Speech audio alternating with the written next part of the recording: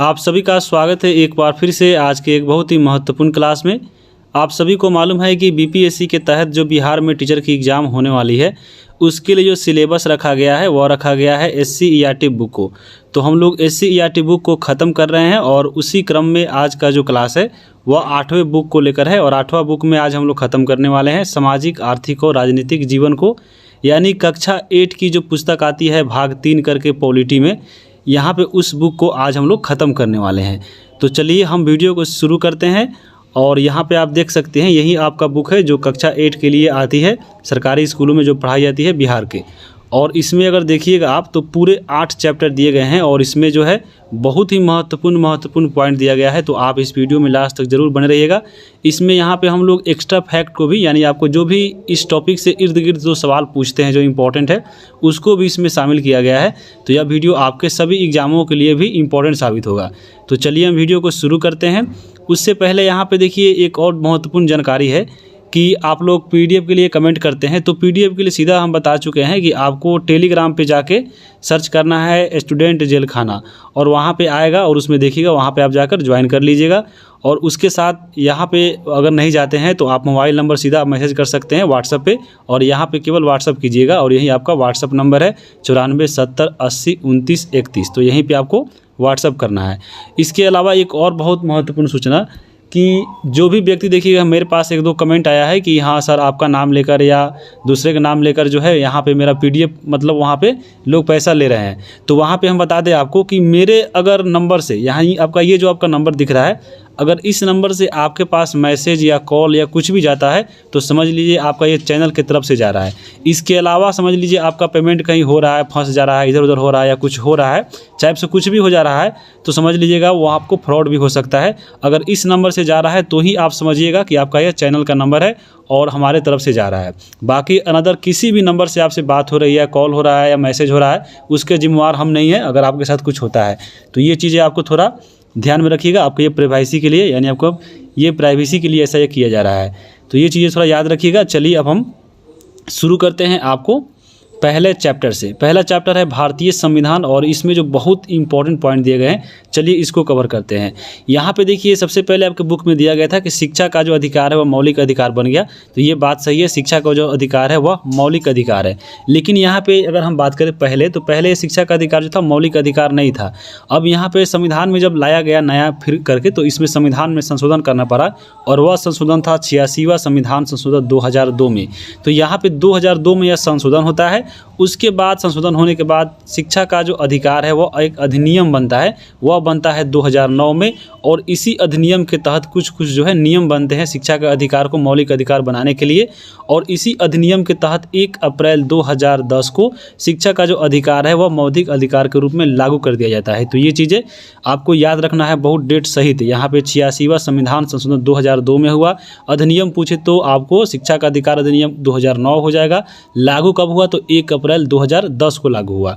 इसके अलावा आपको इस अधिनियम के तहत अन्य भी जो बातें थी जो इम्पोर्टेंट है, चलिए उसको देखते हैं। ये जो अधिनियम बना था आपको शिक्षा का अधिकार अधिनियम 2009 में, इसमें यह कहा गया था कि 6 से 14 वर्ष के बच्चों को निःशुल्क शिक्षा दी जाएगी।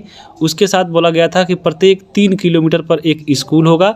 और कक्षा 1 से 8 के लिए ये बातें बोली गई थी कि कक्षा 1 से 8 तक जितने भी स्कूल है आपको प्रत्येक 3 किलोमीटर पर एक होना चाहिए।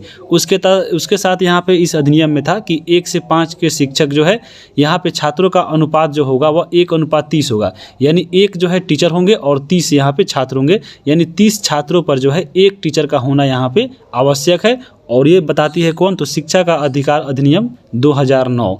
तो यहाँ पे ये चीज़ें कहती है यह अधिनियम, और आपको मालूम हो गया होगा शिक्षा का अधिकार अधिनियम और शिक्षा कब लागू हुआ, आपको मौलिक अधिकार कब बना। अब आपको देखिए बुक में दिया गया था संविधान के बारे में पढ़ना है। तो संविधान क्या है? संविधान की बात करें तो देश को चलाने के लिए जिस मूलभूत नियम की आवश्यकता पड़ती है, जिसका पालन उस देश में रहने वाले नागरिक और सरकार दोनों को करती है, और वही आपका नियम जो है, नियमों का समूह होता है, वह संविधान कहलाता है। यानी जिस प्रकार देखिए किसी काम को करने के लिए, मान लीजिए आपका घर में ही चल रहा है, तो घर को चलाने के लिए एक नियम होगा, उसी नियम के अनुसार आपका घर द्वार चलता होगा।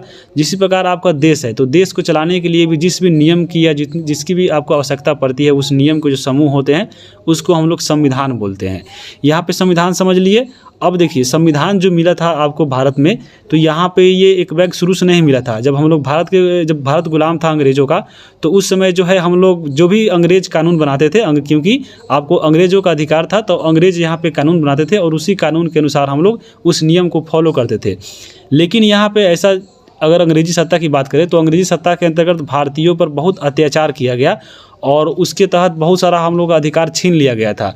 और उसी के अधिकार को लेकर जो भारतीयों में यहाँ पे उसके अंदर एक विचारधारा जगी कि हाँ हमारा भी संविधान होना चाहिए, तब जाकर भारत को जो है संविधान मिला था।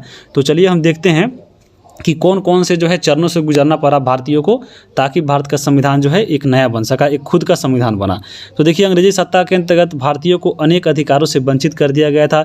जैसे ऐसा बोला गया था अंग्रेजों के द्वारा कि हाँ भारत के जो लोग हैं वह चुनाव वो नहीं लड़ सकते हैं, या इच्छा अनुसार वह कोई व्यवसाय नहीं कर सकते हैं, या उनको मत देने का अधिकार नहीं है। अब यहाँ पे देखिए भारत पे ही लोग शासन कर रहे हैं और भारत को ही यहाँ पे चुनाव में नहीं खड़ा होना है, वोट नहीं करना है, इच्छा के अनुसार व्यवसाय नहीं करना है। तो ये क्या हुआ, आपका ये नया नया नियम लेकर भारत पे थोपा जा रहा था। इसलिए भारतीयों के अंदर एक क्रांतिकारी भाव जगा और इसके लिए बहुत सारे आंदोलन भी हुए। तो यहाँ पे उसी चीज़ को पढ़ेंगे। जब हम लोग भारतीयों की संविधान की मांग की बात आती है, तो जब शुरू में मांग अगर करने लगे जब कि हाँ हमारा भी संविधान होना चाहिए, हम अपने से नियम बनाएंगे, हम अपने से कानून चलाएंगे, तो उसके लिए देखिए एक बैग तो नया मिलेगा नहीं, क्योंकि पूरा तरह से अंग्रेजी जो सत्ता थी वह भारत को पूरी जकड़ी हुई थी। तो उस स्थिति में संविधान की जो मांग शुरुआती हुई वह कैसे हुई, चलिए उसको देखते हैं। यहाँ पे भारतीयों के द्वारा शुरुआत में केवल कानून बनाने वाली जो एक संस्था थी, जैसे उस समय थी नेशनल असेंबली। नेशनल असेंबली एक जो आपको संस्था थी और वही कानून बनाती थी, और वह किसकी संस्था थी, तो वह अंग्रेजों की थी। तो यहाँ पे भारतीय केवल यह चाहते थे कि हम इस जो असेंबली है, यानी यह जो संस्था है, हम इसके सदस्य बने। जब हम इसके सदस्य बन जाएंगे, जब भी कोई नया कानून आएगा और उस कानून में देखिए अगर भारतीयों के खिलाफ अगर कोई कानून बनता है, तो उसमें हम अपना मत देंगे कि हाँ आपका ये कानून जो है यह गलत है, यह लागू नहीं होना चाहिए। जैसे अभी देखिए संसद जो कानून बनाती है, लोकसभा और राज्यसभा मिलकर बनाती है। तो यहाँ पे मान लीजिए अगर यहाँ पे अगर अंग्रेजों का रहता संसद और उसमें केवल अंग्रेजी आदमी रहता, तो यहाँ पे वो अपने अनुसार बनाता भारतीयों को थोपने के लिए। लेकिन उसी में अगर भारतीय भी शामिल हो जाते, तो यहाँ पे जब भी कोई कानून बनता भारतीयों के खिलाफ में, तो वो आवाज़ उठाते कि नहीं ये कानून अच्छा नहीं है, ये भारतीयों के खिलाफ नहीं बनेगा। उसी प्रकार भारतीय उस समय यही चाहते थे शुरुआत में कि हाँ जो आपका अंग्रेजों का जो उस समय जो असेंबली थी, यानी जो कानून बनाती थी, वह थी नेशनल असेंबली। तो भारतीय भी चाहते थे कि इसमें हम शामिल हो, और जो भी बजट हो या कोई भी आपका नया नया नियम बनता हो उसमें हम शामिल है, यानी वोट दे और इसको हम लोग क्या करें तो मना करें, यानी आपको यह कानून जो है लाने नहीं दे। तो शुरुआत में बस इतना ही चाहते थे। लेकिन अंग्रेज भी जो क्या थे, आपको ज़्यादा जिद करने पे या ज़्यादा हड़ताल करने पे एक दो सदस्य को इसमें शामिल कर लेते थे। अब एक दो सदस्य होने से कोई फ़र्क पड़ता नहीं था। लेकिन यहाँ पे कुछ कुछ ऐसे बाद में जो है आपका ऐसा ऐसा घटना हुआ, जैसे आपको बहुत सारा घटना हुआ, जब ज़्यादा अत्याचार होने लगा, तब यहाँ पे जो है भारतीयों के द्वारा संविधान की मांग की गई। तो भारतीय संविधान की मांग में जो आती है, सबसे पहले मांग किसने किया था, तो सबसे पहले संविधान की जो मांग की गई थी वह की गई थी बाल गंगाधर तिलक के द्वारा। बाल गंगाधर तिलक ने 1895 में जो है मांग किया था कि हाँ हमारा भी एक संविधान होना चाहिए। उसी प्रकार आता है कि सबसे पहले संविधान सभा की गठन का विचार जो है सबसे मन में किसके आया, तो यहाँ पे यह विचार आया था एम.एन. रॉय के, जो आया था 1934 के में। ये विचार इनके मन में आया था कि हाँ एक हमारा भी संविधान होना चाहिए था। एक सवाल बहुत इंपॉर्टेंट पूछता है कि कांग्रेस द्वारा संविधान की मांग की कब की गई थी, तो 1935 में की गई थी।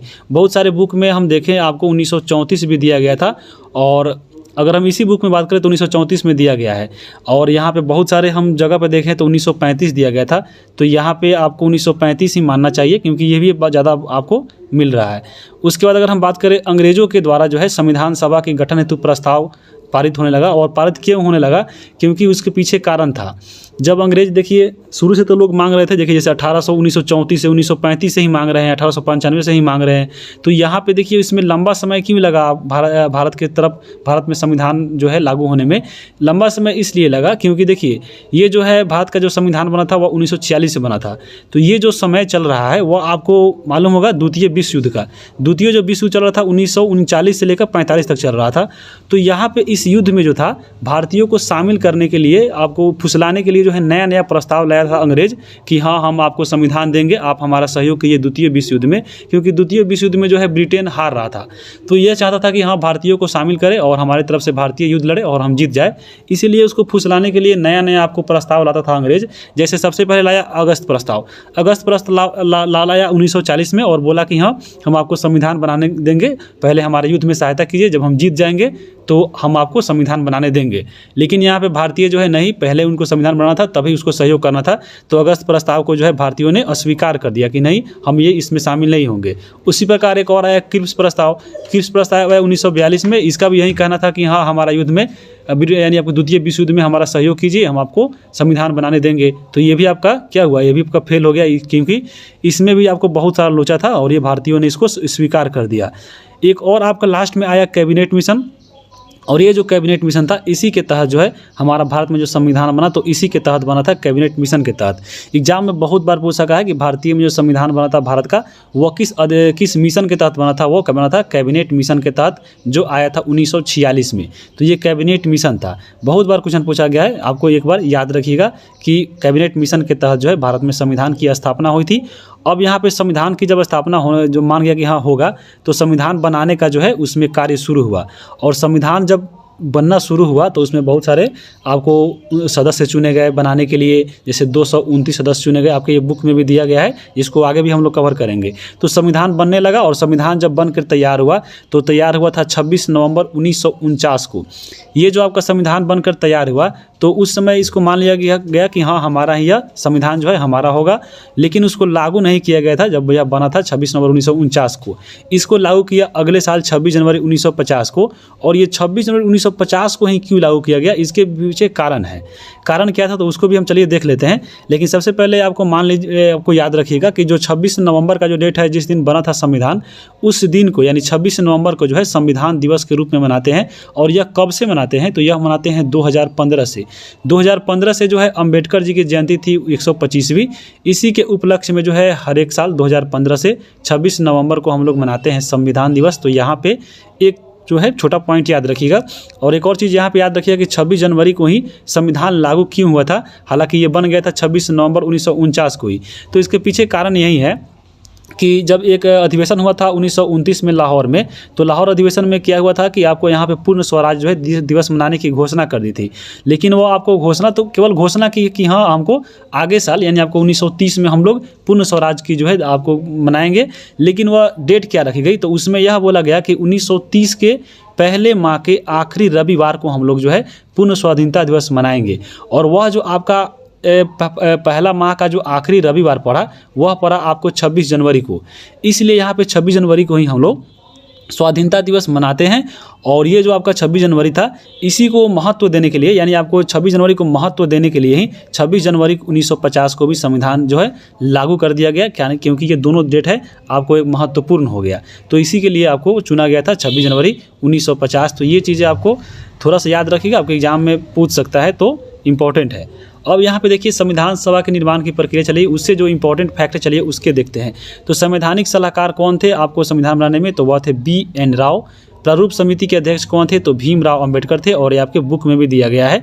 उसके बाद देखिए संविधान को लिखा किसने, तो संविधान को लिखा था प्रेम बिहारी नारायण रायजादा के द्वारा लिखा गया था। और संविधान के जो मूल प्रति है, यानी आपको संविधान का जो मूल कॉपी है जो इस पर लिखा गया था, जो ओरिजिनल कॉपी है, वह हीलियम में रखा गया है ताकि वह खराब नहीं हो। उसके बाद यहाँ पे याद रखिएगा कि संविधान सभा जो बना था, तो संविधान सभा का एक प्रतीक है, वह इसमें है हाथी।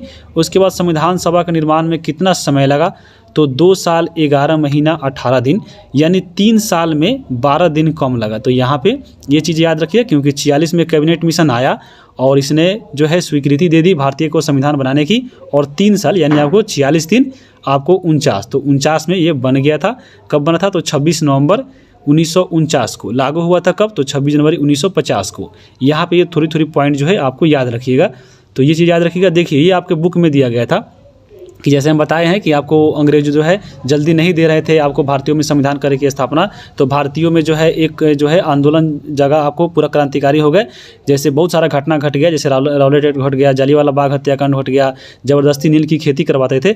तो यहीं से जो है हमारे भारतीयों के अंदर जो है एक आपका अंग्रेजों के खिलाफ जो है एक भावना उठी कि हाँ कैसे भी अंग्रेज़ों को भगाना है और उसके लिए जो है सबसे पहले जो नियम में बदलाव है उसको बदलना है और उसके लिए संविधान की स्थापना करने पड़ेगी। तो ये चीज़ें आपको यहीं से उठी थी भारतीयों के मन में। तो यहीं आपके ये चीज़ें जो है आपको ये बुक में दी गई थी। जैसे आपको बुक में दी गई थी आपको चीज़ कि 1920 में भारतीय राष्ट्रीय कांग्रेस ने भारत के लोगों के द्वारा अपना संविधान बनाने की मांग रखी।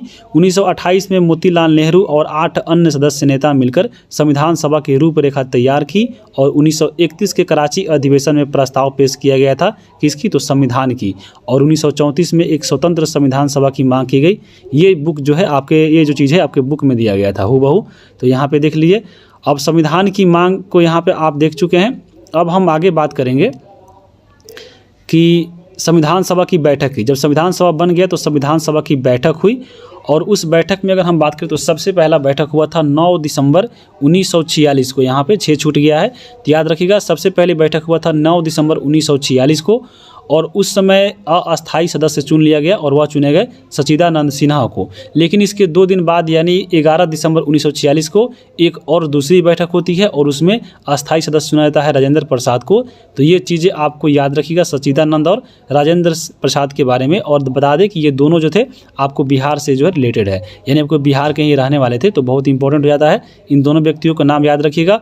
और अंतिम बैठक जो हुआ था संविधान सभा का वह हुआ था 24 जनवरी 1950 को। और उसके बाद क्योंकि 26 जनवरी को जो है यहाँ पे संविधान लागू हो गया था तो आखिरी जो इसमें बैठक हुई थी वह हुई थी 24 जनवरी 1950 को। और यहाँ पे जो है राष्ट्रपति चुन लिए गए थे और राष्ट्रपति बने थे भारत के प्रथम राष्ट्रपति राजेंद्र प्रसाद और ये आपको एक बिहार से थे।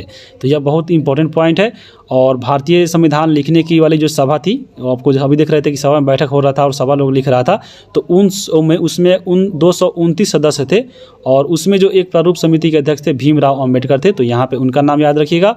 और 9 जनवरी को देख ही लिए आपको संविधान जो है उसमें सबसे पहली बैठक हुई थी और 26 नवंबर 1949 को जो है संविधान को जो है लिखने का कार्य पूरा हुआ था और मान लिया गया था कि हाँ यही हमारा संविधान होगा और उसे अंगीकृत कर लिया गया था। लेकिन 26 जनवरी 1950 को संविधान जो है हमारा लागू हो गया था। तो ये चीज़ें आपको यहाँ से याद रखनी है। अब देखिए भारतीय संविधान को तो यहाँ पे हम देख चुके आपको कि यहाँ कब ये बना, कब अंगीकृत किया और कब आपको पूर्ण लागू हुआ। अब यहाँ पे भारतीय संविधान के बारे में चलिए थोड़ा हम बात करते हैं कि हमारा जो भारतीय संविधान है वह कैसा है। सीधा आपके ऑप्शन देता है आपको ऑप्शन 4 गो और उसमें यही लगाना है कि अंशतः कठोर और अंशतः लचीला, यानी आपको ना ज़्यादा कठोर है ना ही लचीला, यानी बीच बीच का है। लेकिन यहाँ पे बीच बीच नहीं देगा, सीधा देगा कि अंशतः कठोर और अंशतः लचीला। इसमें बहुत कन्फ्यूजन रहता है तो यहाँ पर याद रखिएगा अंशतः कठोर और अंशतः लचीला हमारा भारतीय संविधान है।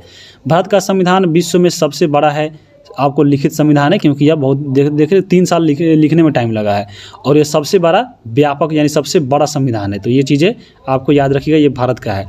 अब यहाँ पे देखिए भारतीय संविधान जब बन गया तो उसके द्वारा भारतीयों में जो है यहाँ पे कब कब जो है चीज़ें लागू की गई थी, चलिए इसको देखते हैं। तो देखिए यहाँ पे पूछता है कि भारत में जब लागू हो गया तो संविधान सभा के द्वारा भारतीय में जो राष्ट्रीय ध्वज तिरंगा है, तिरंगा को कब अपनाया गया था, तो तिरंगा को अपनाया गया था 22 जुलाई 1947 को। राष्ट्रीय गीत जो है कब अपनाया गया था, जो वंदे मातरम है, तो वंदे मातरम को 24 जनवरी 1950 को अपनाया गया था। और राष्ट्रीय जो गान है जन गण मन, इसको भी 24 जनवरी 1950 को अपनाया गया था। तो ये आपको पॉइंट याद रखिएगा। अब देखिए संविधान निर्माण के समय में जो उस समय समिति थी उसके भी अध्यक्ष पूछते हैं। जैसे संचालन समिति था, संचालन समिति के जो अध्यक्ष थे वो राजेंद्र प्रसाद थे। संघ समिति के अध्यक्ष कौन थे, तो जवाहरलाल नेहरू थे। प्रारूप समिति के कौन थे, तो भीमराव अंबेडकर थे। और प्रांतीय और परामर्श समिति के अध्यक्ष कौन थे, तो आपको पटेल साहब थे। तो ये आपको थोड़ा थोड़ा पॉइंट यहाँ से याद रखिएगा। और यहाँ पे थोड़ा हम एक्स्ट्रा चीज़ को भी ऐड किए हैं ताकि अगर आप 12th तक भी तैयारी करते हैं तो यहाँ पे आपका इसी वीडियो से कवर हो जाएगा। अब यहाँ पे देखिए संविधान जब उसमें हो गया बन गया था तो संविधान सभा जब पारित हुआ था यानी आपको 26 नवंबर 1949 को जो बोल दिया गया था कि हाँ हमारा संविधान यही होगा, यानी अंगीकृत किया गया था। तो उस समय अगर हम बात करें तो संविधान में 22 भाग थे, 395 अनुच्छेद थे और 8 अनुसूची थी। लेकिन वर्तमान में अगर हम बात करें 2023 में तो क्या है, तो यहाँ पे आपको 25 भाग है, यानी 3 बढ़ गए हैं। और 3 आपको कैसे बढ़े हैं, तो आपको क ख ग में बढ़े हैं। मूल रूप से आपके 22 ही हैं लेकिन आपको 25 भी आता है इसमें, क्योंकि आपको जैसे है कि 25 भाग में जैसे क ख ग में बढ़ गया है तो ये आपको गण कर रखा गया है। जैसे अनुच्छेद की बात करें तो अनुच्छेद भी आपको 395 ही है, लेकिन इसमें इतना संशोधन हो गया है कि आपको जैसे देखिए 51 के क हो गया है, 19 में 5 4 गो है, 19 के क ख ग है, तो ऐसे जोड़िएगा तो आपको टोटल मिला के 448 से भी ज़्यादा है, यानी 450 भी ज़्यादा अब हो चुका है। और अनुसूची कितने हैं तो 12 अनुसूची है, यानी आपको 4 अनुसूची की इसमें बढ़ोतरी हो गई है। तो ये आपको वर्तमान में जो है थोड़ा इसमें चेंजेस मिला है। अब यहाँ पे देखिए आपके बुक में जो है दिया गया था कि संविधान के उद्देश्य और प्रस्तावना के आदर्श, और यहाँ से आपके एग्जाम में पक्का एक क्वेश्चन बनेगा। और यहाँ पे देखिए अगर ये वीडियो नहीं देखिएगा आपको तो पूरा समझ में नहीं आएगा कि यहाँ पे क्वेश्चन कैसे बनता है, और यहाँ से क्वेश्चन वैसे ही छूट जाएगा। तो यहाँ पे इसको बहुत अच्छे से और आराम से देखिएगा। तो चलिए हम इसको प्रस्तावना को कवर करते हैं। प्रस्तावना की अगर हम बात करें तो प्रस्तावना जो है, हमारा जो संविधान लिखा गया है वो फर्स्ट पेज पे आपका जो ये प्रस्तावना ही है। तो प्रस्तावना को इसलिए जो है संविधान की कुंजी बोला जाता है। जिस प्रकार घर को खोलने के देखिएगा गेट पे लगा रहता है ताला, यानी कुंजी लगा रहता है, उसी प्रकार संविधान को खोलने के लिए आपको कुंजी चाहिए, और इसलिए यहाँ पे प्रस्तावना को कुंजी कहा गया है। तो ये जो उद्देश्य प्रस्ताव इसी को बोलते हैं, प्रस्तावना उसी को बोलते हैं, और ये उद्देशिका उसी को बोलते हैं। ये जो है प्रस्तुत किया गया था आपको 13 दिसंबर 1946 को। और यहाँ पे क्या हुआ था तो प्रस्तुतकर्ता के यानी आपको किसने प्रस्तुत किया था तो ये जवाहरलाल नेहरू के द्वारा किया गया था, और ये जाकर पारित हुआ था 22 जनवरी 1947 को। अब यहाँ पे देखिए संविधान का जो प्रस्तावना है उसमें क्या क्या लिखा गया है। यहाँ से क्वेश्चन बहुत ही इंपॉर्टेंट है, आपको यहाँ से ध्यान देखिएगा। आपको सीधा देखिए यह प्रस्तावना है कि हम भारत के लोग भारत को एक संपूर्ण प्रभुत्व संपन्न समाजवादी पंथ निरपेक्ष लोक गणतात्मक गणराज्य बनाने के लिए। तो यहाँ पे आप पढ़े हैं क्या तो आपको समाजवादी पंथ निरपेक्ष लोक गणतात्मक गणराज्य और प्रभुत्व संपन्न। तो ये जो आपका 5 चीज़ें आप देख रहे हैं, संप्रभुत्व संपन्न समाजवादी पंथ निरपेक्ष लोक गणतात्मक गणराज्य, ये जो आप 5 चीज़ें हैं ये आपको बोला जाता है संविधान। ये जो आपका उद्देश्य का है यानी प्रस्तावना है, ये इसके आदर्श है। सीधा एग्जाम में पूछता है कि ये आदर्श जो है इनमें से कौन है। अब यहाँ पे दे देगा इसमें से कहीं भी 3-4 चीज़ अलग और एक चीज़ दे देगा इसमें से, तो छांटने के लिए दे सकता है। वैसे ही पूछता है, या बीपीएससी का जो मेन एग्जाम होता है आप उसका पॉलिटी का जो है उठा कर देख लीजिए, बुक जो है प्रीवियस ईयर में आपको बहुत बार पूछा गया है कि आदर्श जो है बताइए, और आदर्श को ऐसे बता देता है कि हाँ बताइए इसमें इसको सजाइए एक क्रम में, यानी आपको पहले कौन आएगा, 2 नंबर पे कौन आएगा, 3 नंबर पे कौन आएगा, 4 नंबर पे कौन आएगा, 5 नंबर पे कौन आएगा। ये सजाने के लिए भी बहुत बार पूछ सका है। तो यहाँ पे ये भी क्रम भी याद रखिएगा कि पहले नंबर पे आता है प्रभुत्व संपन्न, दूसरे नंबर पर समाजवादी, तीसरे नंबर पर पंथ निरपेक्ष, चौथे नंबर पर लोक गणतात्मक और 5वें नंबर पर गणराज्य। तो यहाँ पे इसको सजाने के लिए भी देता है। तो ये चीज़ें आपको याद रखिएगा, यह बहुत इंपॉर्टेंट है। उसी प्रकार प्रस्तावना जब पढ़िएगा तो प्रस्तावना में पूछता है कि प्रस्तावना में न्याय कितने प्रकार के हैं। तो न्याय जो है 3 प्रकार के हैं। 3 प्रकार कौन है तो पहला देखिए सामाजिक न्याय, दूसरा आर्थिक न्याय, तीसरा आपका राजनीतिक न्याय। तो न्याय भी बहुत बार पूछा है एग्जाम में, तो ये भी याद रखिएगा। उसी प्रकार पूछता है कि स्वतंत्रता जो है प्रस्तावना में कितने प्रकार की है। तो स्वतंत्रता 5 प्रकार की है, विचार, अभिव्यक्ति, विश्वास, धर्म और उपासना। तो यहाँ से ऐसा क्वेश्चन बनता है, और अगर आप थोड़ा सा भी इधर चूक होइएगा तो आपका समझ लीजिए कि आपका ये जो वीडियो देख रहा है वो तो बना लेगा, अगर आप नहीं देख रहे हैं तो समझ लीजिए आपका वो छूटने वाला है अगर वो पूछा तो ये चीज़ें आपको थोड़ा यहाँ पे ध्यान में रखिएगा। जैसे देखिए आपको एग्जाम में क्वेश्चन कैसे बनता है आपको, चलिए इसको भी हम दिखा देते हैं। जैसे सबसे पहले प्रस्तावना की बात करें तो आपको मालूम होगा प्रस्तावना जो है अमेरिका के संविधान से लिया गया है, और प्रस्तावना को संविधान की कुंजी कहा जाता है, बता चुके हैं। अब यहाँ पे देखिए प्रस्तावना से कैसे कैसे क्वेश्चन पूछता है। अभी बताया है कि प्रस्तावना में जो है 5 आदर्श है, यानी हम भारत के लोग भारत को संप्रभुत्व संपन्न समाजवादी पंथ निरपेक्ष लोक गणतात्मक और गणराज्य, ये जो आप 5 चीज़ देख रहे हैं यही आपके आदर्श कहे जाते हैं। तो ये चीज़ याद रखिएगा। और सजाने के लिए भी देता है, तो आपको ये क्रम है उसी प्रकार आपको याद रखना है। पूछेगा कि 4 प्रकार के आकांक्षा कौन है। तो प्रस्तावना में 4 प्रकार के आकांक्षा है। एक आपका न्याय है, स्वतंत्रता है, समता है और ये बंधुता है। और इन सभी को भी आपको एक दूसरे के पार्ट में बांटा गया है। जैसे अगर हम बात करें न्याय का, तो जो न्याय है न्याय को 3 भागों में बांटा गया है। और कौन कौन सा न्याय है तो आर्थिक न्याय, सामाजिक न्याय और राजनीतिक न्याय। आपका ट्रिक भी याद रख सकते हैं कि न्याय कितना है तो आसरा से याद रखिएगा, अ से आर्थिक, स से सामाजिक और र से राजनीतिक। उसी प्रकार स्वतंत्रता 5 प्रकार के है। तो यहाँ पे इसके लिए भी ट्रिक है, उपवास, बीवी, अधर्म करे। तो यहाँ पे उपवास अगर कोई बीवी है, देखिए कितना खिसी आएगी, तो आपको वह उपवास जो बीवी होती है वह अधर्म करने लगती है। तो यहाँ पे देखिए उपवास, विचार, बी से विचार हो गया, बी से विश्वास हो गया, और से देखिए आपका यहाँ पे क्या होगा, आपका अ से अभिव्यक्ति और ध से आपका धर्म हो जाएगा। तो उपवास भी अधर्म ही है, तो यहाँ पे याद रखिएगा। अब यहाँ पे देखिए समता कितने प्रकार की, तो समता 2 प्रकार की है, प्रतिष्ठा और अवसर। उसी प्रकार बंधुता कितनी प्रकार की है, तो गरिमा, एकता और अखंडता, ये 2 प्रकार की होती है। तो ये आपके प्रस्तावना से संबंधित जो है इंपॉर्टेंट पॉइंट था, याद रखिएगा।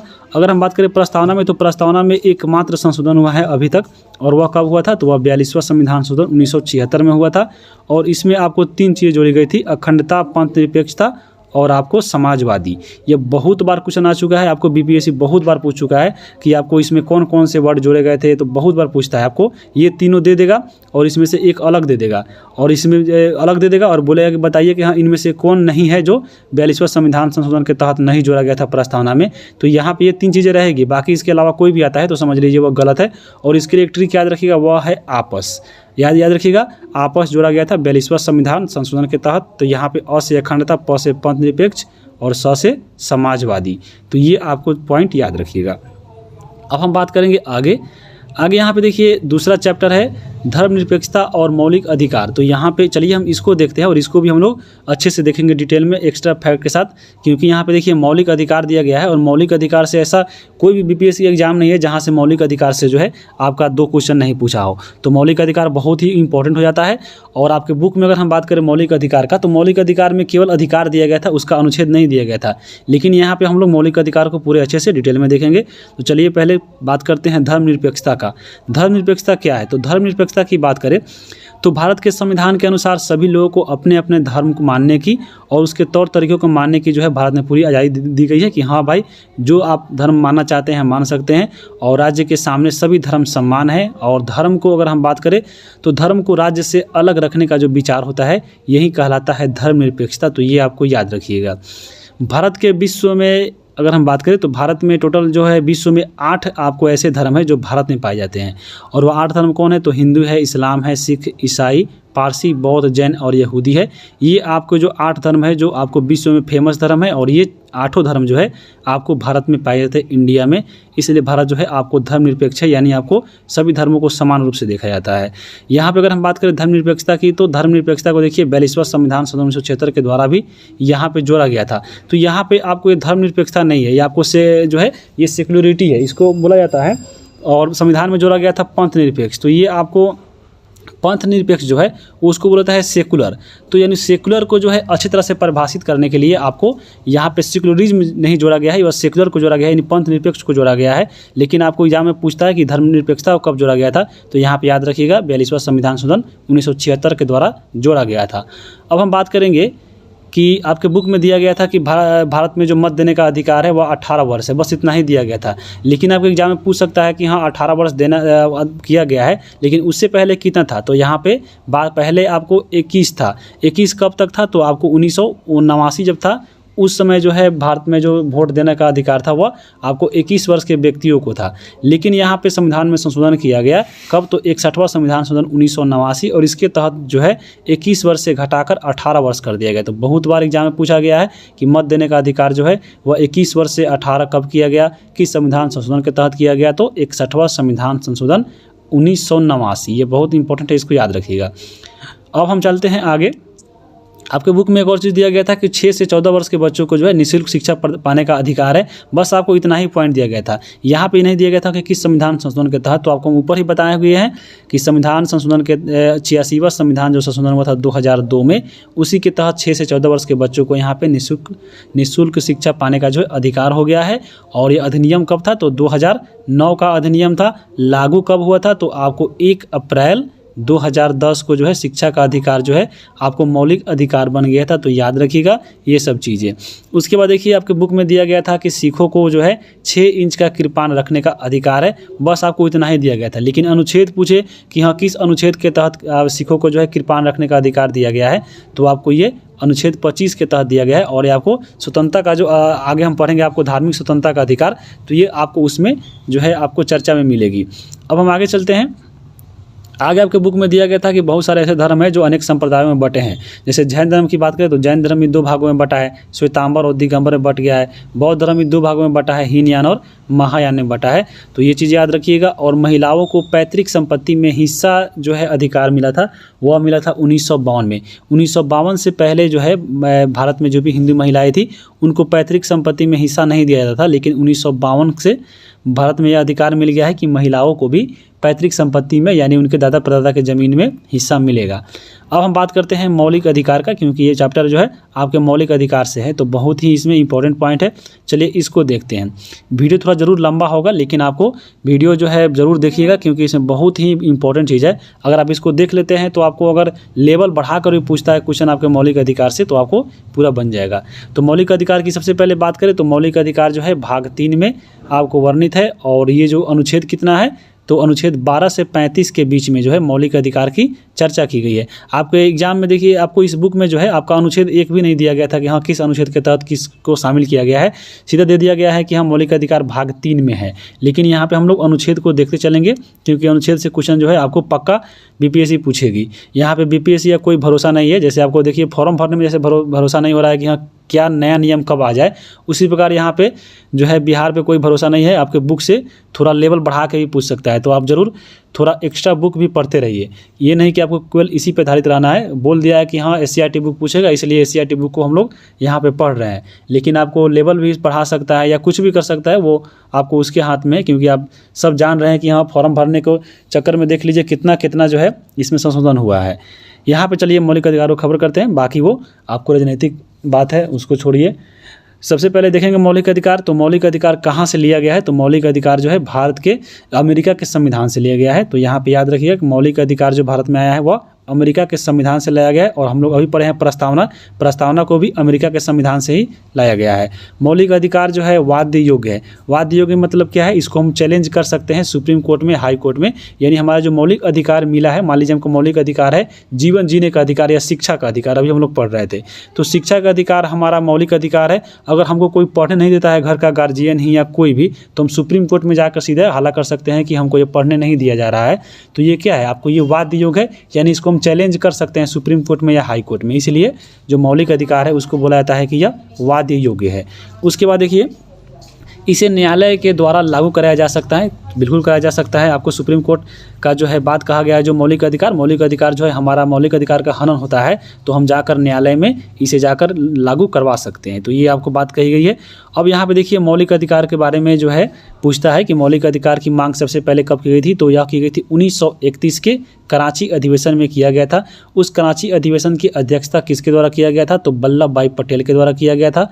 और मौलिक अधिकार के जो प्रारूप है किसने तैयार किया था, तो जवाहरलाल नेहरू ने तैयार किया था। मौलिक अधिकार कितने प्रकार के होते हैं, तो मौलिक अधिकार की बात करें तो यहाँ पे आप देख सकते हैं मौलिक अधिकार जो है 6 प्रकार के होते हैं। लेकिन जब संविधान बना था तो मौलिक अधिकार जो है वह 7 प्रकार के हुआ करते थे, और अभी वर्तमान में 6 ही है। क्योंकि यहाँ पे देखिए आपको अनुच्छेद जो 31 यहाँ पे नहीं दिख रहा है, अनुच्छेद 31 के लिए भी एक अलग यहाँ पे मौलिक अधिकार था, और इसको यहाँ पे समाप्त कर दिया। इसमें आता था संपत्ति का अधिकार, तो संपत्ति के अधिकार को जो है मौलिक अधिकार हटा दिया गया और उसको कानूनी अधिकार बना दिया गया था 300 के कॉम में। तो उसको भी हम लोग आगे देखेंगे।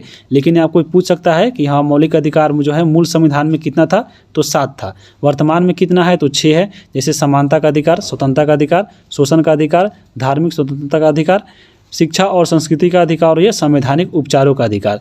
यहाँ पे आपको अनुच्छेद के में बांटा गया है। जैसे देखिए समता का जो अधिकार है वो 14 से 18 है। स्वतंत्रता का अधिकार है अनुच्छेद 19 से अनुच्छेद 22 के बीच में आता है। शोषण का अधिकार 23 से 24 है। धार्मिक स्वतंत्रता अधिकार आपको 25 से 28 है, और शिक्षा और संस्कृति का अधिकार अनुच्छेद 29-30 में पढ़ना है, और संवैधानिक उपचारों का अनुच्छेद जो है वो आपके 32 है। तो यहाँ पे ये याद रखिएगा। और इसका एक ट्रिक भी है, जैसे आप देख सकते हैं कि समस्त शोध संस्कृति का उपचार है, तो यहाँ पर समस्त मतलब ये समानता हो जाएगा। शोध से देखिए यहाँ पर स्वतंत्रता, या आपको ऐसे याद रख सकते हैं, लेकिन आपको अगर ऐसे याद है तो बहुत अच्छा है। अब हम बात करेंगे, देखिए अब बता चुके हैं कि मूल संविधान में 7 था और वर्तमान में 6 है। इसमें देखिए जो 31वां जो आपका अनुच्छेद 31 जो था उसको जो हटाया गया था संपत्ति के अधिकार को, तो वह कब हटाया गया था, तो आपको 1978 में हटाया गया था, और इसके लिए संविधान में संशोधन किया गया था, 44वां संविधान संशोधन। तो 44वां संविधान संशोधन 1978 के द्वारा अनुच्छेद 31 और एक और आगे पढ़ेंगे हम लोग मौलिक अधिकार में ही अनुच्छेद 19 के एफ, ये दोनों जो आपका अनुच्छेद है इसमें आते हैं ये संपत्ति के अधिकार। तो ये संपत्ति को अधिकार को यहाँ से हटा दिया गया संशोधन करके, और इसे ले जाकर 300 के क में जोड़ दिया गया, और ये कानूनी अधिकार बन गया। यानी पहले जो धन का जो संपत्ति का जो अधिकार था वो मौलिक अधिकार था, लेकिन अब वो कानूनी का अधिकार हो गया है आपको किस संविधान संशोधन के तहत, तो 44वां संविधान संशोधन के तहत। ये चीज़ें याद रखिएगा। अब हम देखिए एक एक करके पढ़ते हैं, चलिए जितने भी अधिकार थे। तो पहला इसमें देखें समानता का अधिकार। समानता का जो अधिकार आता है 14 से लेकर 18 के बीच में आता है। यहाँ पे देखिए अनुच्छेद 14 में दिया गया है विधि के समक्ष समता। विधि मतलब होता है कानून। अब आपको देखिए आपके बुक में भी दिया गया था कि हाँ कानून की नज़र में सब कोई एक समान है। तो यहाँ पे विधि के समक्ष जो समता आती है, यानी समानता जो है कानून की नज़र में सब कोई एक है, वह कहा गया है अनुच्छेद 14 में। अनुच्छेद 15 कहता है कि धर्म, मूल, वंश, जाति और लिंग। यहाँ पे पांचों याद रखिएगा, धर्म, मूल, जाति, वंश। आपको ये भी पूछता है कौन कौन है, तो 5 है। यहाँ पे ये गण लीजिए 5 है। धर्म, मूल, वंश, जाति, लिंग के आधार पे जो है भारत में कहीं भी भेदभाव आप नहीं कर सकते हैं। भेदभाव को यहाँ पे प्रतिषेध किया गया है। अगर आपके साथ यहाँ पे भेदभाव किया जा रहा है तो आप सुप्रीम कोर्ट में जाकर चैलेंज कर सकते हैं। यानी सुप्रीम कोर्ट इसलिए बताया गया है कि आपको वाद्य योग है मौलिक अधिकार। तो ये चीज़ याद रखिएगा। अनुच्छेद 16 में क्या है, तो लोक नियोजन में समानता, यानी आपको सरकारी नौकरी में सबको एक बराबर समानता दिया गया है। लेकिन देखते हैं कि आपको इसमें सोचते होंगे कि हाँ आपको आरक्षण दिया जाता है बहुत सारे को, जैसे अल्पसंख्यक हो गए या आपको SC ST के लोग हो गए, उनको दिया जाता है। तो उसको इसलिए दिया जाता है ताकि उनको जो एक तरफ भारत में जो समानता लाने के लिए, यानी भारत को सभी व्यक्तियों को एक नज़र से, मतलब एक समान तराजू के होता है ना, आपको बराबर लाने के लिए जो है ये चीज़ें की जाती है। वो आपको विशेष एक आपको छूट के तहत आता है। तो ये चीज़ याद रखिएगा। अनुच्छेद 17 में दिया गया है छुआछूत का अंत। 18 में क्या है, उपाधियों का अंत। तो यहाँ पे सबको याद रखिएगा। उसके बाद देखिए दूसरा जो है मौलिक अधिकार वह है स्वतंत्रता का अधिकार, और ये आता है 19 से 22 के बीच में। 19 में क्या है, तो अभिव्यक्ति की संरक्षणा है। आपको 20 में क्या है, तो 20 में है अपराधों के लिए दोष सिद्धि संरक्षण के विषय में यहाँ पे संरक्षण है। यानी किसी व्यक्ति को देखिए गिरफ्तार किया जाता है तो उसको यहाँ पे मौलिक अधिकार दिया गया है अनुच्छेद 20 के तहत कि हाँ वह अपना जो जुर्म उसका क्या है वह जानना जो है उसको अधिकार दिया गया है। तो ये अनुच्छेद 20 के तहत ही आता है। आगे भी हम लोग पढ़ेंगे, आपका चैप्टर जो है आगे मिलेगा। अनुच्छेद 21 में है प्राण एवं दैहिक स्वतंत्रता। आपको ये भी याद रखिएगा 21, यानी आपको जीवन जीने का अधिकार आपके बुक में भी दिया गया है। इसमें अनुच्छेद नहीं दिया गया, सीधे दिया गया है कि हाँ सभी भारतीयों को जो है अपना जीवन जीने का अधिकार है। तो आपको ये अनुच्छेद 21 के तहत ही आता है। 22 में क्या है, तो 22 में है कुछ दशकों में गिरफ्तारी और निरोध में संरक्षण। ये अनुच्छेद यहाँ पे 22 कहता है। आगे देखेंगे हम लोग। अब यहाँ पे देखिए मौलिक जो अधिकार था शिक्षा का अधिकार, अभी हम लोग यहाँ पे देख ही चुके हैं कि 21 के क में आता है, और यह 86वां संविधान संशोधन 2002 में हुआ था। और शिक्षा का जो अधिकार है, अब शिक्षा का अधिकार जो था पहले अगर हम बात करें जब यह शामिल नहीं हुआ था तो ये अनुच्छेद 45 में आता था, और इसी को यहाँ पे हटाकर संशोधन करके ले गया 21 के क में। तो यहाँ पे याद रखिएगा। और हम लोग 19 जब पढ़ रहे थे तो 19 में जो अभिव्यक्ति मतलब क्या हो, अभिव्यक्ति और मौन, यानी आपको बोलने की स्वतंत्रता जो है आपको 19 में दिया गया था। तो यहाँ पे 19 में देखिए ये भी 19 को जो है यहाँ पे आपको 7 भागों में बांटा गया था, लेकिन अभी वर्तमान में ये 6 है। तो यहाँ पे देखिए 19 के ए में क्या बोला गया है कि अभिव्यक्ति, मौन और प्रेस और झंडा फहराने का जो मौलिक अधिकार है वह 19 के ए में दिया गया है। अभिव्यक्ति मतलब बोलने की, मौन मतलब किसी विषय पे चुप भी रह सकते हैं, प्रेस मतलब मीडिया का जो स्वतंत्रता दिया गया है वो भी आपको 19 के ए में है, झंडा फहराने की जो स्वतंत्रता है वह भी 19 के ए में आता है। तो ये चीज़ याद रखिएगा। 19 के बी में है कि सभा करने की स्वतंत्रता, यानी आपको देश में कहीं भी आपको सभा कर सकते हैं। 19 के सी में क्या है, तो संगठन बनाने की आपको जो स्वतंत्रता दिया गया है। 4 में क्या है, तो भारत में चारों ओर घूमने की स्वतंत्रता दिया गया है। 5 में क्या है, कहीं भी भारत में निवास कर सकते हैं। 6ठा जो है संपत्ति का जो अधिकार था, यहाँ पे देख लीजिए, इसीलिए हम कट्टी से लगा दिए हैं क्योंकि ये जो 19 का एफ था इसको समाप्त कर दिया गया था 44वां संविधान संशोधन के तहत। और अनुच्छेद 31 को भी हम लोग ऊपर देखे हैं, 19 के एफ और अनुच्छेद 31 को जो है यहाँ पे 44वां संविधान संशोधन के हटाकर इसको 300 के क में कर दिया गया है, और ये कानूनी अधिकार हो गया है। पहले ये मौलिक अधिकार था। और 19 के जी में है व्यापार करने की स्वतंत्रता, यानी भारत में आप कहीं भी व्यापार कर सकते हैं, ये हमारा मौलिक अधिकार है।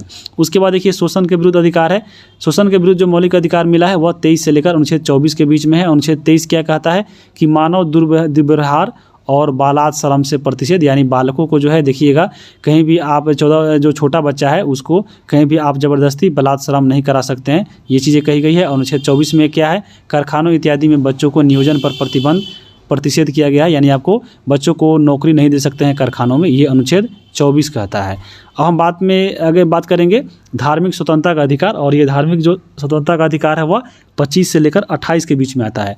तो अनुच्छेद 25 जो है क्या कहता है कि अपने अंतःकरण से धर्म को मानना और उसका आचरण करना और प्रचार करने की स्वतंत्रता होना, यानी किसी भी धर्म को जो है अपना प्रचार कर सकता है और उसको जैसे माने वह मान सकता है, और यह आपको धर्म का ये स्वतंत्रता कहा गया है। और इसी 25 में जो है अभी हम ऊपर देखे हैं कि सिख लोग जो है कृपाण रखते हैं, इसी के तहत रखते हैं।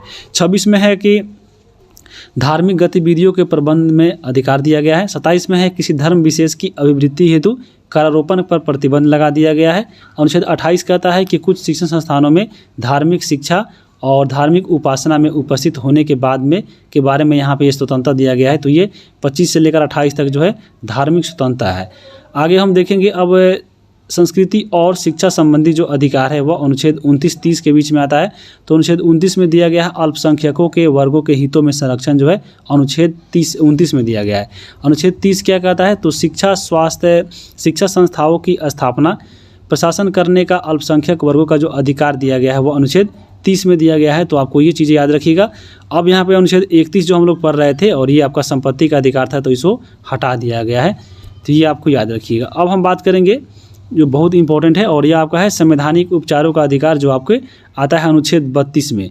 यह आपको संवैधानिक उपचारों का अधिकार क्या होता है, तो यहाँ पे इसी के तहत अगर आपका मौलिक अधिकार का हनन होता है तो आप जो सुप्रीम कोर्ट है इसी के तहत आपका रीट जारी करती है और रीट जारी करके हमारा संविधान जो मौलिक अधिकार है उसको रक्षा करती है। यही कहलाता है संवैधानिक उपचारों का अधिकार। तो ये आपको याद रखिएगा। और भीमराव अंबेडकर के द्वारा जो है संवैधानिक उपचार को संविधान की आत्मा कहा है, तो ये आपको बहुत ही इंपॉर्टेंट पॉइंट है, याद रखिएगा। और सुप्रीम कोर्ट और हाई कोर्ट को मौलिक अधिकारों की रक्षा करने के लिए यहाँ पे 5 प्रकार की रीट जारी करने की यहाँ पे क्या आपको यहाँ पे यह आज़ादी दिया है। तो यहाँ पे याद रखिएगा। यहाँ पे एक पॉइंट और याद रखिएगा कि ये जो आपका सुप्रीम कोर्ट आपको जो रीट जारी करती है अनुच्छेद 32 के तहत करती है, लेकिन आपको एग्जाम में पूछे कि हाई कोर्ट जो है वह किस अनुच्छेद के तहत रीट जारी करती है, तो 226 अनुच्छेद। याद रखिएगा, ये दोनों काम एक ही है। 32 के तहत सुप्रीम कोर्ट और 226 के तहत हाई कोर्ट जो है आपको मौलिक अधिकारों की रक्षा हेतु रीट जारी करता है। रीट कितने प्रकार का होता है, तो ये 5 प्रकार का होता है। अब हम यहाँ पे देख लीजिए कि सुप्रीम कोर्ट, अभी यही हम बात आपको यहाँ पे देख रहे थे कि सुप्रीम कोर्ट और जो हाई कोर्ट होता है वो मौलिक अधिकारों का रक्षक होता है। सुप्रीम कोर्ट अनुच्छेद 32 के तहत रीट जारी करता है और हाई कोर्ट 226 के तहत। रीट जो होता है आपको मालूम होगा, रीट की जो व्यवस्था लिया गया है वो आपको ब्रिटेन से लिया गया है। तो यहाँ पे ये भी पॉइंट याद रखिएगा। और रीट का अर्थ क्या होता है, तो रीट का अर्थ होता है न्यायिक आदेश। अब रीट जो 5 प्रकार का होता है, चलिए उसको भी हम देख लेते हैं। रीट कौन कौन से होते हैं, तो आपको बंदी प्रत्यक्षीकरण, परमादेश, प्रतिषेध, उत्प्रेषण और अधिकार परीक्षा। अब यहाँ पे इसको हम डिटेल नहीं करेंगे क्योंकि वीडियो जो है बहुत लंबा हो जाएगा। आगे हम देखेंगे। अब यहाँ पे आपके एग्जाम में पूछता है कि कौन कौन से मौलिक अधिकार जो है केवल भारतीयों को मिला गया है। तो भारतीयों को देखिए अधिकार जो मिला है 15, 16, 19, 29, 30, ऐसे याद रखिएगा। 15, 16, 19, 29, 30। तो 15, 16, 19, 29, 30 आपको 5-6 बार बोलिए लगातार। 15, 16, 19, 29, 30। और आप जहाँ पढ़ते हैं वहाँ पे एक कागज़ पे लिख के अपने दीवार पे साट लीजिए कि हाँ जब देखिएगा याद हो जाएगा। 15, 16, 19, 29, 30 ये जो आपको अनुच्छेद है ये आपको केवल भारतीयों को मिला है। तो यहाँ पे यह बहुत इंपॉर्टेंट है, इसको याद रखिएगा। और ये भी पूछता है आपके एग्जाम में कि आपातकाल के दौरान अनुच्छेद 20 और 21 को छोड़कर जितने भी अनुच्छेद है वह सभी स्थगित हो जाते हैं। और ये जो आपका नियम लागू किया गया था वह 44वां संविधान संशोधन 1978 के द्वारा लागू किया गया था। तो याद रखिएगा अनुच्छेद 20 और 21 जो है आपको वहीं केवल लागू रहता है। तो ये बहुत ही इंपॉर्टेंट है। 21 आपको मालूम होगा जीवन जीने का अधिकार है, और 20 क्या है, तो आपको संरक्षण यानी पुलिस गिरफ्तार करता है तो पूछने का अधिकार है कि हाँ हमें किस जुर्म में गिरफ्तार कर रहे हैं। तो यही आपके 20 और 21 है, ये आपको कभी भी समाप्त नहीं होता है। आगे चलेंगे हम लोग। अब अगला आपका है देखिए संसदीय सरकार। तो संसदीय के बारे में यानी संसद कैसे होता है, संसद में चुनाव कैसे होता है, संसद में कौन कौन से पार्ट होता है, जैसे लोकसभा, राज्यसभा, राष्ट्रपति, इन सब के बारे में आपके बुक में पढ़ना था। और बहुत ही अच्छा पॉइंट दिया गया था और इसको हम थोड़ा और एक्स्ट्रा कर दिए हैं, इसमें डाल दिए हैं ताकि आपके एग्जाम में क्वेश्चन नहीं छूटे। चलिए इसको देखते हैं। इसमें देखिए तीसरा चैप्टर है संसदीय सरकार में। तो आपको मालूम होगा संसद के बारे में। संसद जो है आपको संसद 3 चीज़ों से मिलकर बनती है, आपके राज्यसभा, लोकसभा और राष्ट्रपति। यानी आपको संसद के ये 3 मुख्य अंग है और तीनों मुख्य अंग मिलने से ही संसद कहलाता है। और संसद जो होता है मालूम होगा ये कानून बनाता है। तो कानून बनाने के लिए संसद की आवश्यकता होती है और कानून के लिए तीनों जो है इसमें है वह तीनों कानून बनाने में सहयोग करते हैं, क्योंकि इससे तीनों के द्वारा ही कानून बनते हैं। और इसमें से एक भी जो है तैयार नहीं होता है तो वह कानून नहीं बनता है। तो ये चीज़ याद रखिएगा। आगे हम देखेंगे कि हाँ आपका आगे न्यायपालिका चैप्टर मिलेगा, उसमें पता चलेगा कि हाँ कैसे कैसे कानून बनता है। अब यहाँ पे देखिए एग्जाम में पूछता है कि आपको राज्यसभा का अनुच्छेद कितना है, लोकसभा कितना है, राष्ट्रपति का कितना है। तो यहाँ पे देखिए इसके लिए ट्रिक रखिएगा और वो आपका है ट्रिक सरला। 100 से याद रखिएगा आपका संसद हो जाएगा ये वाला, र से आपका राज्यसभा और देखिए स से आपका संसद, र से राज्यसभा और ल से आपका लोकसभा। ये 3 अनुच्छेद आपको याद रखने की ट्रिक याद रखिएगा। और ट्रिक आपका है 79, 80, 81। अगर आप ये ट्रिक याद रख सकते हैं कि 79, 80, 81, तो उसी प्रकार जो राज्य में होता है विधानमंडल, विधान परिषद और आपका विधानसभा, उसी प्रकार आपको ये याद हो जाएगा। केवल इसमें 89 जोड़ना है। हम लोग पिछले जब आई थी क्लास उसमें भी आपको जब पढ़ना था संसद, उसमें भी हम यहाँ पे इसको बताए थे। तो यहाँ पे यही ट्रिक है। जैसे आपका संसद है 79, 81, तो ये आपको सबको याद रहता है। केवल इसमें आपको 89 जोड़ना है और आपको विधानमंडल आ जाएगा, विधान परिषद आ जाएगा और ये विधानसभा आ जाएगा। क्योंकि अगर हम बात करें बिहार में, तो बिहार में आपका विधान परिषद तो है, तो विधान परिषद के बारे में भी आपको जानना जरूरी होता है। तो ये चीज़ याद रखिएगा।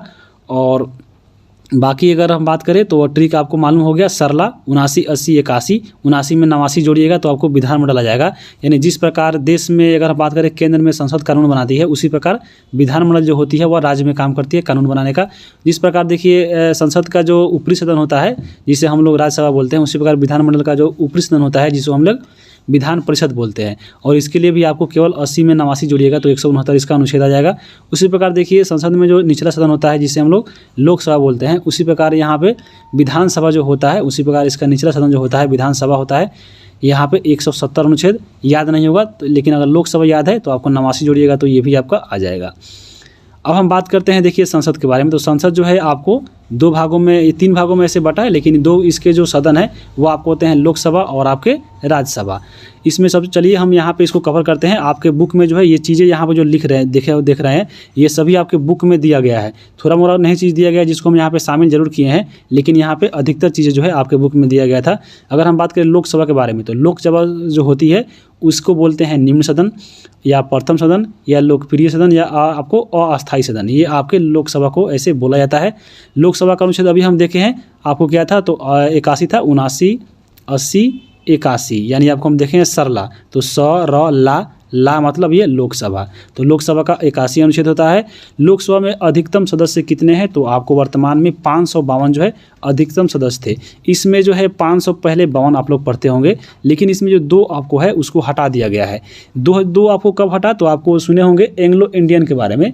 तो जो एंग्लो इंडियन है उसको यहाँ पे लोकसभा से हटा दिया गया है और इसके लिए हटाने के लिए संविधान में संशोधन हुआ था, और वह हुआ था 104वां संविधान संशोधन, वह 2019 में हुआ था। और ये 2020 में इसको हटा दिया गया था। ये अधिनियम आया था 2019 में, लेकिन ये 2020 में से ये आपको लोकसभा में आपको जो 2 मनोनीत थे आपको एंग्लो इंडियन, उसको हटा दिया गया है। तो बहुत इंपॉर्टेंट है, ये आपको अनुच्छेद याद रखिएगा। कब से हटा, तो 2020 से। तो इसी प्रकार आपको लोकसभा में अधिकतम जो सदस्य मिलेंगे आपको 550 मिलेंगे, लेकिन इसमें वर्तमान में कितने हैं, तो वर्तमान में 543 है। 543 को बांटा गया है, तो आपको जो 530 इसमें है वह राज्यों से और 13 जो है केंद्र शासित प्रदेश से चुने जाते हैं। अब यहाँ पे देखिए लोकसभा के लिए जो सदस्य चुने जाते हैं वो आपको 25 वर्ष के होने चाहिए। इनका कार्यकाल कितने वर्षों का होता है, तो आपको 5 वर्ष का होता है। और लोकसभा में जो चुनाव में खड़ा होते हैं जिसको हम लोग सांसद बोलते हैं, MP बोलते हैं, यानी मेंबर ऑफ पार्लियामेंट बोलते हैं। तो ये जो है चुनाव यानी जो खड़ा होते हैं वोट में, देखिएगा चुनाव में, तो इनको किस प्रकार चुना जाता है, तो यहाँ पे देखिएगा जब सांसद या MLA का चुनाव होता है यानी MP का, तो वहाँ पे जनता के द्वारा यानी प्रत्यक्ष रूप से हम लोग वहाँ पे जाके वोट करते हैं, यानी सभी व्यक्ति जाकर बूथ पे वोट करते हैं। इसलिए इसको हम लोग बोलते हैं प्रत्यक्ष निर्वाचन के द्वारा यहाँ पे लोकसभा के सदस्यों का चुनाव होता है। तो ये चीज़ याद रखिएगा। अब हम बात करेंगे राज्यसभा के बारे में। तो देखिए आपके बुक में जो राज्यसभा के बारे में दिया गया था, अभी देखें राज्यसभा जो है अनुच्छेद 80 आते हैं, और ये उच्च सदन इसको बोलते हैं और ये अस्थायी सदन बोलते हैं, क्योंकि ये भंग नहीं होता है इसलिए इसको अस्थायी सदन बोला जाता है। राज्यसभा में अधिकतम सदस्य कितने हैं, तो राज्यसभा में जो है 250 है। और वर्तमान में कितने हैं, तो वर्तमान में 245 सदस्य जो है आपके राज्यसभा में मिलेंगे। और 245 में अगर हम बात करें तो आपको जो 233 है, ये जो 233 है वो आपको राज्य से और केंद्र शासित प्रदेश से चुने जाते हैं, लेकिन जो 12 सदस्य है वहाँ ये को राष्ट्रपति इनमें मनोनीत करते हैं। तो यहाँ पे इसको याद रखिएगा। अगर हम राज्यसभा के सदस्यों की बात करें तो राज्यसभा के सदस्य बनने के लिए जो है योग्यता है वो आपको 30 वर्ष होना चाहिए। और राज्यसभा के जो कार्यकाल होता है सदस्यों का वह होता है 6 वर्ष। और इसका जो चुनाव होता है यानी राज्यसभा के जो सदस्य बनते हैं वह बनते हैं अप्रत्यक्ष तरीका से, यानी इसमें जनता डायरेक्ट आपको अपने हाथ से जाकर वोट नहीं देती है। जो जनता के द्वारा चुने गए प्रतिनिधि होते हैं, जैसे आपको विधायक जो लोग होते हैं जिसे हम लोग MLA बोलते हैं, तो MLA जाकर राज्यसभा के सदस्यों को चुनते हैं और यही कराता है, इसलिए इसको मतलब बोलते हैं अप्रत्यक्ष, यानी हम लोग इसमें डायरेक्ट भाग नहीं ले रहे हैं। हमारे द्वारा जो चुने गए प्रतिनिधि है, जो आपके विधानसभा से हम लोग चुनते हैं एमएलए को, विधायक लोग जाकर यहाँ पे राज्यसभा के सदस्यों को चुनते हैं। ये भी पॉइंट याद रखिएगा। और यहाँ पे इसका राज्यसभा के सदस्य जो है कैसे इसका हटते हैं, तो यहाँ पे ये चीज़ याद रखिएगा कि हर एक 2 साल में 1/3 जो सदस्य होते हैं राज्यसभा के अपने पद से यहाँ पे त्याग देते हैं। तो ये चीज़ याद रखिएगा। और अप्रत्यक्ष चुनाव देख लिए, जिसको हम लोग अनुपातिक प्रतिनिधित्व एकल संक्रमणीय पद्धति बोलते हैं। तो ये आपको राज्यसभा का चुनाव था। अब यहाँ पे आपके देखिए, आपके बुक में राज्यसभा के बारे में दिया गया था कि हाँ राज्यसभा के क्या क्या आपको इसमें महत्व या कार्य होते हैं। तो चलिए उसको देख लेते हैं। जैसे हम बात करें राज्यसभा के बारे में, देखिए जो राज्यसभा का जो अध्यक्ष होता है, यानी जो उसको हम लोग बोलते हैं सभापति, तो ये कौन होता है, ये होते हैं उपराष्ट्रपति। और ये अनुच्छेद 89 के तहत बोला गया है कि हाँ राज्यसभा का जो अध्यक्ष वही व्यक्ति होगा जो उपराष्ट्रपति है। तो ये आपको याद रखिएगा। सभापति जो होता है वो राज्यसभा का सदस्य नहीं होता है, यानी आपके जो इसमें सभापति यानी आपके जो उपराष्ट्रपति होते हैं वो आपको राज्यसभा के सदस्य नहीं होते हैं। ये केवल आपको इसमें केवल सभापति के तौर पे काम करते हैं, यहाँ पे याद रखिएगा। और राज्यसभा जो होता है वो धन विधेयक पर केवल अपनी राय दे सकता है। आपको मालूम होगा जो धन विधेयक होता है इस पे अधिकार किसका है, तो लोकसभा का है। इस पे केवल इसमें क्या किया जाता है राज्यसभा, तो राज्यसभा केवल इस पर विचार दे सकता है, और ये विचार मानने या ना मानने का अधिकार जो है लोकसभा को है। अनुच्छेद 249 के तहत राज्यसभा जो है 2/3 सदस्य जो है बहुमत से राज्य सूची में शामिल विषय को राष्ट्रीय महत्व घोषित कर सकती है, और ऐसा करने पर संसद जो है राज्य सूची को उस विषय पर कानून बनाने का अधिकार देता है। और ये अनुच्छेद 249 के तहत यह अधिकार दिया गया है राज्यसभा को। तो यह बहुत ही इंपॉर्टेंट है। अगर हम बात करें आगे कि अनुच्छेद 312 के तहत देखिए राज्यसभा को क्या अधिकार मिला है कि अनुच्छेद 312 के तहत राज्यसभा 2/3 सदस्यों की सहमति से अगर वह चाहता है तो कोई नई भी अखिल भारतीय सेवा की स्थापना कर सकता है। तो ये आपको 2 जो अनुच्छेद है 249 और 312 ये राज्यसभा से, और ये बहुत बार एग्जाम में पूछता है, तो यहाँ पे ये भी याद रखिएगा। आगे हम देखेंगे अब लोकसभा के बारे में, क्योंकि लोकसभा के बारे में तो हम देख लिए कितने सदस्य कितने सीट होते हैं, लेकिन यहाँ पे लोकसभा की बात करें तो लोकसभा का जो अध्यक्ष होता है या जो उपाध्यक्ष होता है वह अपने सदस्यों में से ही आपको चुन लेते हैं। जितने भी सदस्य हैं उसी में से जो है आपके अध्यक्ष और उपाध्यक्ष बन जाते हैं। और मंत्रिपरिषद जो होते हैं वह लोकसभा के प्रति सामूहिक रूप से उत्तरदायी होते हैं। धन विधेयक की बात करें, धन विधेयक अनुच्छेद 110 आता है, और ये वित्त विधेयक कितना आता है, तो 117 आता है। और ये धन विधेयक और वित्त विधेयक पे जो है आपको केवल लोकसभा में पेश किया जाता है, और आपको लोकसभा का इसका पूरा अधिकार होता है इस पर। उसके बाद देखिए कोरम जो है कुल सदस्य संख्या का 10वां भाग होता है। ये कोरम क्या है, यानी कोरम वो होता है जब मान लीजिए लोकसभा में या राज्यसभा में क्या होता है, कोई भी अगर बैठक हो रहा है तो बैठक होने के लिए कम से कम जो है 1/10 जो सदस्य है टोटल का, यानी मान लीजिए लोकसभा में हो रहा है तो लोकसभा का टोटल 1/10 भाग जो है आपको कोरम के रूप में यहाँ पे शामिल होना चाहिए। जैसे देखिए आपको 550 जो है आपको क्या है, आपको लोकसभा का सदस्य है, यहाँ पे कोरम कितना होगा, तो 1/10 यहाँ पे कीजिए, यानी 55 सदस्य जो है आपको होना चाहिए, तभी कोई जो है आपका संविधान में जो है संसद में जो है सभा लगेगी। तो यही आपको बुलाया जाता है। और ये चीज़ें जो है आपको आर्टिकल कितने में, तो आपको 100 में कहा गया है कि कोरम का जो कुल सदस्य होगा वो 1/10 होगा लोकसभा के सदस्यों का, अगर लोकसभा में होता है तो। और राज्यसभा में कितना होगा, तो राज्यसभा में जितना जो सदस्य जैसे 250 है तो 250 का 1/10 भाग, यानी आपको 25 सदस्य होना चाहिए तभी कोई बैठक होगा। तो ये चीज़ें आपको याद रखिए कोरम के बारे में, और ये अनुच्छेद 100 में है। लोकसभा अध्यक्ष को निर्णायक मत देने का अधिकार होता है, तो बहुत इंपॉर्टेंट है। लोकसभा का जो अध्यक्ष होता है, मान लीजिए आपको लोकसभा में जैसे कि मान लीजिए कि 100 सदस्य है, 100 नहीं आपको मान लीजिए 101 सदस्य है, तो 101 सदस्य है आपको लोकसभा में, और यहाँ पे इसमें लोकसभा के अध्यक्ष भी शामिल है। तो यहाँ पे मान लीजिए 100 आदमी वोट दे दिया किसी विषय पे, यानी 50-50 वोट दे दिया। अब यहाँ पे देखिए बराबरी का जब आ गया नतीजा, तो यहाँ पे लोकसभा अगर चाहेगा तो इसको जिता सकता है, इसको जिता सकता है अपना एक वोट देकर। यही जो होता है अधिकार दिया जाता है आपको लोकसभा अध्यक्ष को। तो याद रखिएगा लोकसभा का जो अध्यक्ष होता है निर्णायक मत देने का इसको अधिकार होता है। लोकसभा भंग होने पर 6 माह के अंदर जो है फिर से चुनाव कराया जाता है। लोकसभा की बैठकों में 6 महीना से ज़्यादा का जो है अंतर नहीं होना चाहिए। लोकसभा और राज्यसभा में किसी विषय पर मतभेद होने पर जो है संयुक्त बैठक का जो है प्रावधान किया गया है, तो बहुत इंपॉर्टेंट है। संयुक्त अधिवेशन जो है बुलाता कौन है, तो बुलाता है राष्ट्रपति। यहाँ पे बहुत बार फंसता है कोई, याद रखिएगा बुलाता है राष्ट्रपति, लेकिन संयुक्त अधिवेशन का जो अध्यक्षता कौन करता है, तो वो आपको लोकसभा के अध्यक्ष करते हैं। तो ये आपको पॉइंट बहुत बार पूछा गया, याद रखिएगा।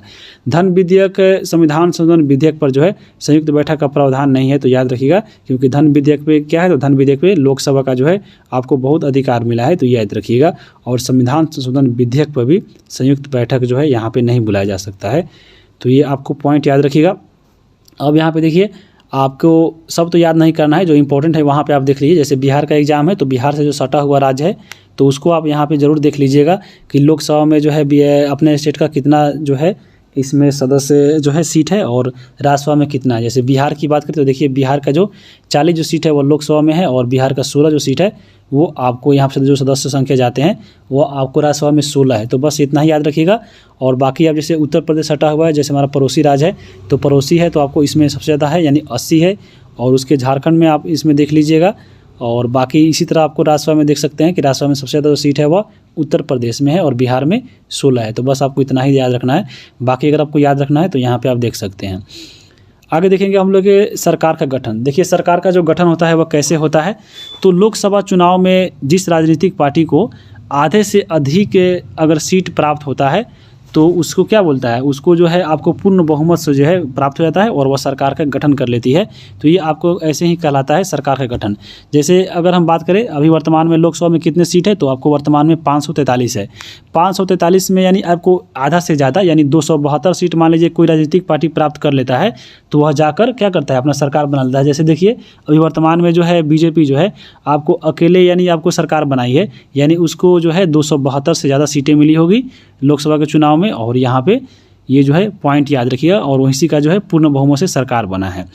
अगर हम बात करें चुनाव में मान लीजिए 543 सीट ही है और इसमें जो है किसी पार्टी को 272 सीट नहीं मिला तो उसमें कैसा कानून बनता है, तो उसमें बनता है गठबंधन वाली सरकार। यानी आपको अगर मान लीजिए ऐसा पार्टी है कि उसको ज़्यादा सीटें मिली है लेकिन 272 से ज़्यादा नहीं मिला है तो वह उस स्थिति में क्या करता है, दूसरे पार्टी को अपने पार्टी में मिला लेता है और सरकार का गठन करता है और उसको हम लोग बोलते हैं गठबंधन वाली सरकार। तो ये आपको पॉइंट याद रखिएगा। वर्तमान जो चल रही है लोकसभा वह कितनी नंबर की है, तो वह 17वीं लोकसभा है, याद रखिएगा। और पिछले क्लास में हम लोग जब पढ़ रहे थे विधानसभा के बारे में बिहार में तो 17वीं विधानसभा भी है, तो याद रखिएगा 17वीं लोकसभा और 17वीं विधानसभा जो है आपके दोनों तरफ चल रही है, बिहार में भी और आपको केंद्र में भी। तो ये पॉइंट याद रखिएगा। अब यहाँ पे आपको क्या करना है कि जो 17वीं लोकसभा है, 17वीं लोकसभा में देखिए आपको जो चुनाव हुआ था तो आपको यहाँ पे ये आप चीज़ें जानकारी रखिएगा कि हाँ इसमें बीजेपी को कितना सीट मिला या आपको जितने भी अन्य पार्टी थे कांग्रेस को कितना मिला। तो ये चीज़ें आपको पॉइंट याद रखिएगा। एग्जाम में पूछ सकता है कि लोकसभा से संबंधित चीज़ें कि हाँ लोकसभा में जो मंत्रालय बना है तो उसमें मंत्री कौन कौन है, ये चीज़ें जो है आपको याद रखिएगा। अब हम बात करते हैं, देखिए आपके बुक में दिया गया था कि लोकसभा के बहुमत दल के जो गठबंधन के जो नेता होते हैं उसी को हम लोग प्रधानमंत्री कहते हैं और इसी को हम लोग प्रधानमंत्री के रूप में नियुक्त करते हैं। प्रधानमंत्री एवं सभी मंत्रियों के लिए सदस्यता लेना अनिवार्य होता है लोकसभा का, तो याद रखिएगा। यदि कोई व्यक्ति बिना संसद का सदस्य चुने हुए ही मंत्री या प्रधानमंत्री मान लीजिए बन जाता है तो उसे 6 महीना के अंदर जो है संसद के रूप में निर्वाचित होना आवश्यक है, नहीं तो वह मंत्री बना है तो मंत्री पद से उसको हटा दिया जाएगा। अगर प्रधानमंत्री बना है तो वो प्रधानमंत्री हट जाएगा, अगर वह 6 महीना के अंदर वह सांसद के रूप में नहीं निर्वाचित होता है तो ये चीज़ याद रखिएगा। और मंत्री जो परिषद होते हैं वह संसद के प्रति या आपको लोकसभा के प्रति जो है यहाँ पे संसद नहीं, लोकसभा के प्रति आपको ये उत्तरदायी होते हैं। यहाँ पे लोकसभा कर लीजिए और वह संसद के प्रतिनिधि के रूप में सामूहिक रूप से काम करता है कौन, तो मंत्री परिषद। अब अगर हम बात करेंगे राष्ट्रपति के बारे में। राष्ट्रपति जो होते हैं वो तीसरे अंग होते हैं, लेकिन यहाँ पे राष्ट्रपति को हम लोग बाद में पढ़ेंगे। अभी हम लोग यहाँ पे देखिए प्रधानमंत्री के बारे में पढ़ते हैं, क्योंकि प्रधानमंत्री के बारे में आपके बुक में दिया गया था। और प्रधानमंत्री कौन होते हैं, तो जो लोकसभा में जो सबसे ज़्यादा जो बहुमत दल वाला पार्टी है, जो राजनीतिक पार्टी है, उसके जो नेता होते हैं वही आपके प्रधानमंत्री होते हैं। तो चलिए हम प्रधानमंत्री के बारे में पढ़ते हैं। प्रधानमंत्री की बात करें तो प्रधानमंत्री जो होते हैं वह मंत्री परिषद के आपको प्रमुख होते हैं। जैसे अगर हम बात करें प्रधानमंत्री के बारे में तो अनुच्छेद 75 के तहत प्रधानमंत्री का जो है पद जो है आपको प्रावधान दिया गया है, तो ये भी आपको पॉइंट जो है याद रखिएगा। और प्रधानमंत्री देश का जो है वास्तविक प्रमुख होता है और प्रधानमंत्री की नियुक्ति कौन करता है, तो वह राष्ट्रपति के द्वारा किया जाता है। और अनुच्छेद 74 में जो है आपके मंत्रिमंडल है, मंत्री परिषद है, तो यहाँ पे अनुच्छेद 74 जो है, अनुच्छेद 74 के अनुसार राष्ट्रपति की सहायता देने के लिए और सलाह देने के लिए एक आपको मंत्री परिषद का गठन की गई है। और जिसका जो मंत्री परिषद का जो प्रमुख होता है वहीं आपको प्रधानमंत्री कहलाता है। यहाँ पे यह पॉइंट याद रखिएगा, अनुच्छेद 74 और अनुच्छेद 75 में क्या है, तो आपको प्रधानमंत्री का पद है, लेकिन 74 में क्या है, तो वह मंत्री परिषद है। और इसी मंत्री परिषद का जो है अध्यक्ष होते हैं प्रधानमंत्री। और मंत्री परिषद का कार्य क्या होता है, तो वह राष्ट्रपति को किसी कार्य के रूप में सलाह देना।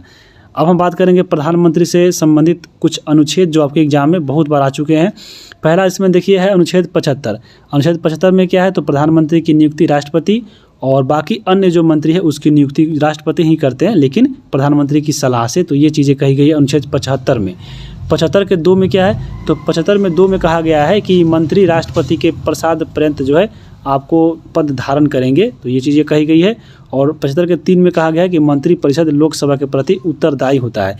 ये भी क्वेश्चन बहुत बार पूछ लेता है कि मंत्री परिषद जो है लोकसभा के प्रति उत्तरदायी है, वो किस अनुच्छेद के तहत, तो अनुच्छेद 75 के 3 के तहत। अब हम बात करेंगे मंत्री के प्रकार। जो मंत्री जो होते हैं 3 प्रकार के होते हैं, एक आपका कैबिनेट मंत्री, दूसरा राज्य मंत्री और तीसरा इसमें उप मंत्री होता है। और इसमें जो आपका अगर हम बात करें मंत्री परिषद में, तो मंत्री परिषद में जितने भी मंत्री होते हैं, आपको कितने मंत्री होंगे इसके लिए जो है एक संविधान में संशोधन किया गया था। और उसमें यह कहा गया था कि मंत्री परिषद में मंत्रियों की संख्या जो है लोकसभा के कुल जितने भी सदस्य हैं उसके 15% से अधिक नहीं होगा। जैसे लोकसभा में अगर हम बात करें तो 543 सीट है, 543 सीट का 15% जो है अधिकतम जो है आपके इसमें मंत्री बन सकते हैं। तो यहाँ पे याद रखिएगा। अब यहाँ पे यह चीज़ जो शामिल की गई थी वो कब की गई थी, तो वह किया गया था 51वां संविधान संशोधन 2003 के अनुसार जो है यह चीज़ें कही गई थी। और मंत्रिमंडल जो होता है वो आपको कैबिनेट मंत्री और प्रधानमंत्री को मिलने से बनता है। तो यहाँ पे कैबिनेट मंत्री आप देख लिए होंगे, जितने जो मंत्री होते हैं आपको ये 15% यही आपके कैबिनेट मंत्री होते हैं। अब हम बात करेंगे प्रधानमंत्री के क्या क्या दायित्व है। तो राष्ट्रपति को संसद का सत्र आहूत करने, सत्रावसान करने संबंधी केवल परामर्श देना। यहाँ पे बुलाने का अधिकार है राष्ट्रपति को, लेकिन यहाँ पे प्रधानमंत्री केवल सलाह देता है और सलाह को मानने और न मानने का अधिकार वह राष्ट्रपति को है। संयुक्त अधिवेशन जो आती है तो संयुक्त अधिवेशन की अध्यक्षता जो है वह कौन करते हैं, तो यहाँ पे जो लोकसभा के अध्यक्ष करते हैं, यहाँ पे प्रधानमंत्री नहीं करते हैं। तो यहाँ पे ये चीज़ें यहाँ पे थोड़ा देख लीजिएगा, ये गलत दिया गया है। संयुक्त अधिवेशन जो बुलाया जाता है वो राष्ट्रपति बुलाता है, लेकिन वहाँ पे इसकी अध्यक्षता कौन करता है, तो लोकसभा के अध्यक्ष करते हैं। आगे हम देखेंगे प्रधानमंत्री नीति आयोग, राष्ट्रीय विकास परिषद, राष्ट्रीय एकता परिषद, अंतर्राज्यीय परिषद, राष्ट्रीय जल संसाधन परिषद के अध्यक्ष होते हैं। तो आपको हमेशा एक ही याद होगा, और याद होगा कौन, तो आपके नीति आयोग अध्यक्ष होते हैं और वो होते हैं प्रधानमंत्री। लेकिन आपको ये सब चीज़ें याद रखिएगा कौन कौन, राष्ट्रीय विकास परिषद, राष्ट्रीय एकता परिषद, अंतर्राज्यीय परिषद और जल संसाधन परिषद के अध्यक्ष भी प्रधानमंत्री होते हैं। प्रधानमंत्री विभिन्न अधिकारी, जैसे आपको महान्यायवादी हो गए, नियंत्रक लेखा महापरीक्षक हो गए, या संघ लोक सेवा के अध्यक्ष हो गए। तो यहाँ पे जितने, या आपको चुनाव आयुक्त हो गए, इसके जो नियुक्ति करते हैं तो नियुक्ति में भी यहाँ पे वो क्या करते हैं, प्रधानमंत्री सलाह देते हैं। इनकी नियुक्ति करते हैं राष्ट्रपति, लेकिन यहाँ पे केवल सलाह देते हैं। तो यहाँ पे ये पॉइंट आपको याद रखिएगा। आगे हम देखेंगे भारत के प्रधानमंत्री के बारे में। देखिए यहाँ पे आपको सब याद नहीं रखना है। जैसे अगर हम बात करें, देखिए आपको जवाहरलाल नेहरू के बारे में याद रखिएगा, जो सबसे पहले प्रधानमंत्री हुए और ये सबसे लंबा कार्यकाल इनका रहा है 1947 से लेकर 1964 तक। अगर ऐसे हम नीचे जाए तो यहाँ पे एक और चीज़ नीचे देखिएगा, और वो आपको है नरेंद्र मोदी वर्तमान में है 2014 से लेकर अभी वर्तमान में 2023 तक अभी बने हुए हैं। अब यहाँ पे प्रधानमंत्री से भी कुछ पॉइंट आपके जो है आपको पूछते हैं। जैसे पूछता है कि वैसे प्रधानमंत्री जो राज्यसभा के सदस्य थे, तो राज्यसभा का जो सदस्य रहने वाले 3 प्रधानमंत्री बने, जैसे इंदिरा गांधी, एच.डी. देवगौड़ा और मनमोहन सिंह। तो यहाँ पे याद रखिएगा। और वैसे अगर प्रधानमंत्री की बात करें तो प्रधानमंत्री, चलिए यहाँ पे हम कुछ पॉइंट देख लेते हैं कि वैसे प्रधानमंत्री जो प्रधानमंत्री के साथ साथ किसी राज्य के मुख्यमंत्री भी थे। तो यहाँ पे बहुत बार क्वेश्चन पूछा गया है कि वैसे प्रधानमंत्री का नाम बताइए जो कभी ना कभी मुख्यमंत्री थे। जैसे अगर हम बात करें मोरारजी देसाई की, तो मोरारजी देसाई जो थे आपको प्रधानमंत्री भी बने और मुख्यमंत्री भी, और ये मुख्यमंत्री कहाँ के थे, तो बम्बई के थे। चौधरी चरण सिंह की बात की जाए तो यह भी उत्तर प्रदेश के मुख्यमंत्री थे। विश्वनाथ प्रताप की बात करें तो ये भी उत्तर प्रदेश के मुख्यमंत्री रह चुके थे। पी.वी. नरसिम्हा की बात करें तो आंध्र प्रदेश के ये मुख्यमंत्री। एच.डी. देवगौड़ा की बात करें तो ये आपको कर्नाटक के हैं। और नरेंद्र मोदी की बात करें तो ये गुजरात के पहले मुख्यमंत्री थे और ये अब आपको प्रधानमंत्री है। और एक और नेता जो है बहुत सपना देख रहा है आपको बिहार का, जो भी मुख्यमंत्री है, और वह सपना देख रहा है आपको प्रधानमंत्री बनने का। तो वो क्या सपना साकार हो पाएगा, आपको कमेंट करके बताना है, क्योंकि वोट पाने के लिए ही आपको जो है बीपीएससी का जो एग्ज़ाम है उसको सेंट्रलाइज किया गया है, यानी आपको पूरे भारत में फैलाया गया है, क्योंकि इनको पूरा भारत का वोट चाहिए। तो ये चीज़ें आपको कमेंट करके बताना है, क्या नीतीश कुमार अगले 18वीं लोकसभा में प्रधानमंत्री बनेंगे कि नहीं, ये चीज़ याद रखिएगा। लेकिन यहाँ पे आप कितने, ये भी गन लीजिए कितने थे, तो आपको 2, 2, 4, 2, 6 जो आपको प्रधानमंत्री थे, आपको मुख्यमंत्री भी बन चुके हैं। तो क्या 7वां नंबर आने वाला है या नहीं आने वाला है, ये आपको कमेंट करके बताना है। अब यहाँ पे देखिए सबसे लंबा कार्यकाल किसका प्रधानमंत्री का रह चुका है, तो वह जवाहरलाल नेहरू का रह चुका है, 16 वर्ष 9 महीना 12 दिन। प्रथम गैर कांग्रेसी प्रधानमंत्री तो वह मोरारजी देसाई बने थे। प्रधानमंत्री पद से त्यागपत्र देने वाले प्रथम प्रधानमंत्री कौन थे? तो मोरारजी देसाई ही थे। लोकसभा का सामना नहीं करने वाले प्रधानमंत्री कौन थे? तो चौधरी चरण सिंह थे। अविश्वास प्रस्ताव के द्वारा हटाए जाने वाले पहले प्रधानमंत्री कौन थे? तो विश्वनाथ प्रताप सिंह। अविश्वास प्रस्ताव क्या है, जिसको हम लोग आगे देखेंगे। अविश्वास प्रस्ताव के बारे में आपके बुक में भी पढ़ना है, तो याद रखिएगा आपको विश्वनाथ प्रताप सिंह जो है अविश्वास प्रस्ताव से हट गए थे। और पद ग्रहण के समय में किसी भी सदन के सदस्य नहीं रहने वाले प्रधानमंत्री कौन थे? तो ये आपको पीवी नरसिम्हा राव थे। अभी ऊपर हम लोग पढ़ रहे थे कि कोई भी मान लीजिए मंत्री या प्रधानमंत्री कोई बनता है, तो अगर वो उसके पास सदस्यता नहीं है आपको सदन का, तो उसको 6 महीना के अंदर लेना पड़ता है, नहीं तो क्या करना पड़ता है, उसको हट जाना पड़ता है। तो यही आपको पीवी नरसिम्हा बने थे, लेकिन इन्होंने 6 महीने के अंदर जो है सदस्यता ले ली थी। सबसे छोटा कार्यकाल कितना रहा था? तो अटल बिहारी वाजपेयी का रहा था। मात्र 13 दिन की इन्होंने जो है प्रधानमंत्री के रूप में यहाँ पे शपथ ली थी। उसके बाद पद ग्रहण करते के समय विधानसभा के सदस्य कौन थे? तो वह थे आपको HD देवगौड़ा। उसके बाद है भारत के प्रथम उप प्रधानमंत्री कौन बने थे? तो वह आपको अटल बिहारी वाजपेयी बने थे। सबसे कम उम्र के प्रधानमंत्री कौन बने थे? तो मोरारजी देसाई बने थे। सबसे अधिक उम्र के बने थे मोरारजी देसाई, और लेकिन पूछे कि सबसे कम उम्र के, तो आपको राजीव गांधी। उसके बाद है कार्यकाल के दौरान ही मृत्यु को प्राप्त करने वाले प्रधानमंत्री कौन थे? तो जवाहरलाल नेहरू थे। उसके बाद लाल बहादुर शास्त्री थे और इंदिरा गांधी थी। तो 3 जो है आपके व्यक्ति का नाम यहाँ पे याद रखिएगा, जो कार्यकाल के दौरान ही यह इनकी मृत्यु हो गई थी। अब यहाँ पे देखिए अविश्वास प्रस्ताव की बात करते हैं, क्योंकि आपके बुक में दिया गया था। तो अविश्वास प्रस्ताव क्या है? तो अगर संसद को यह लगता है कि मंत्रिपरिषद जो है सही ढंग से कार्य नहीं कर रहा है, तो संसद के द्वारा जो है अविश्वास प्रस्ताव पेश किया जाता है। तो अविश्वास प्रस्ताव जो आता है वो आपको लोकसभा में आता है, क्योंकि यह मंत्रिपरिषद लोकसभा के प्रति उत्तरदायी होता है, तो लोकसभा में आता है।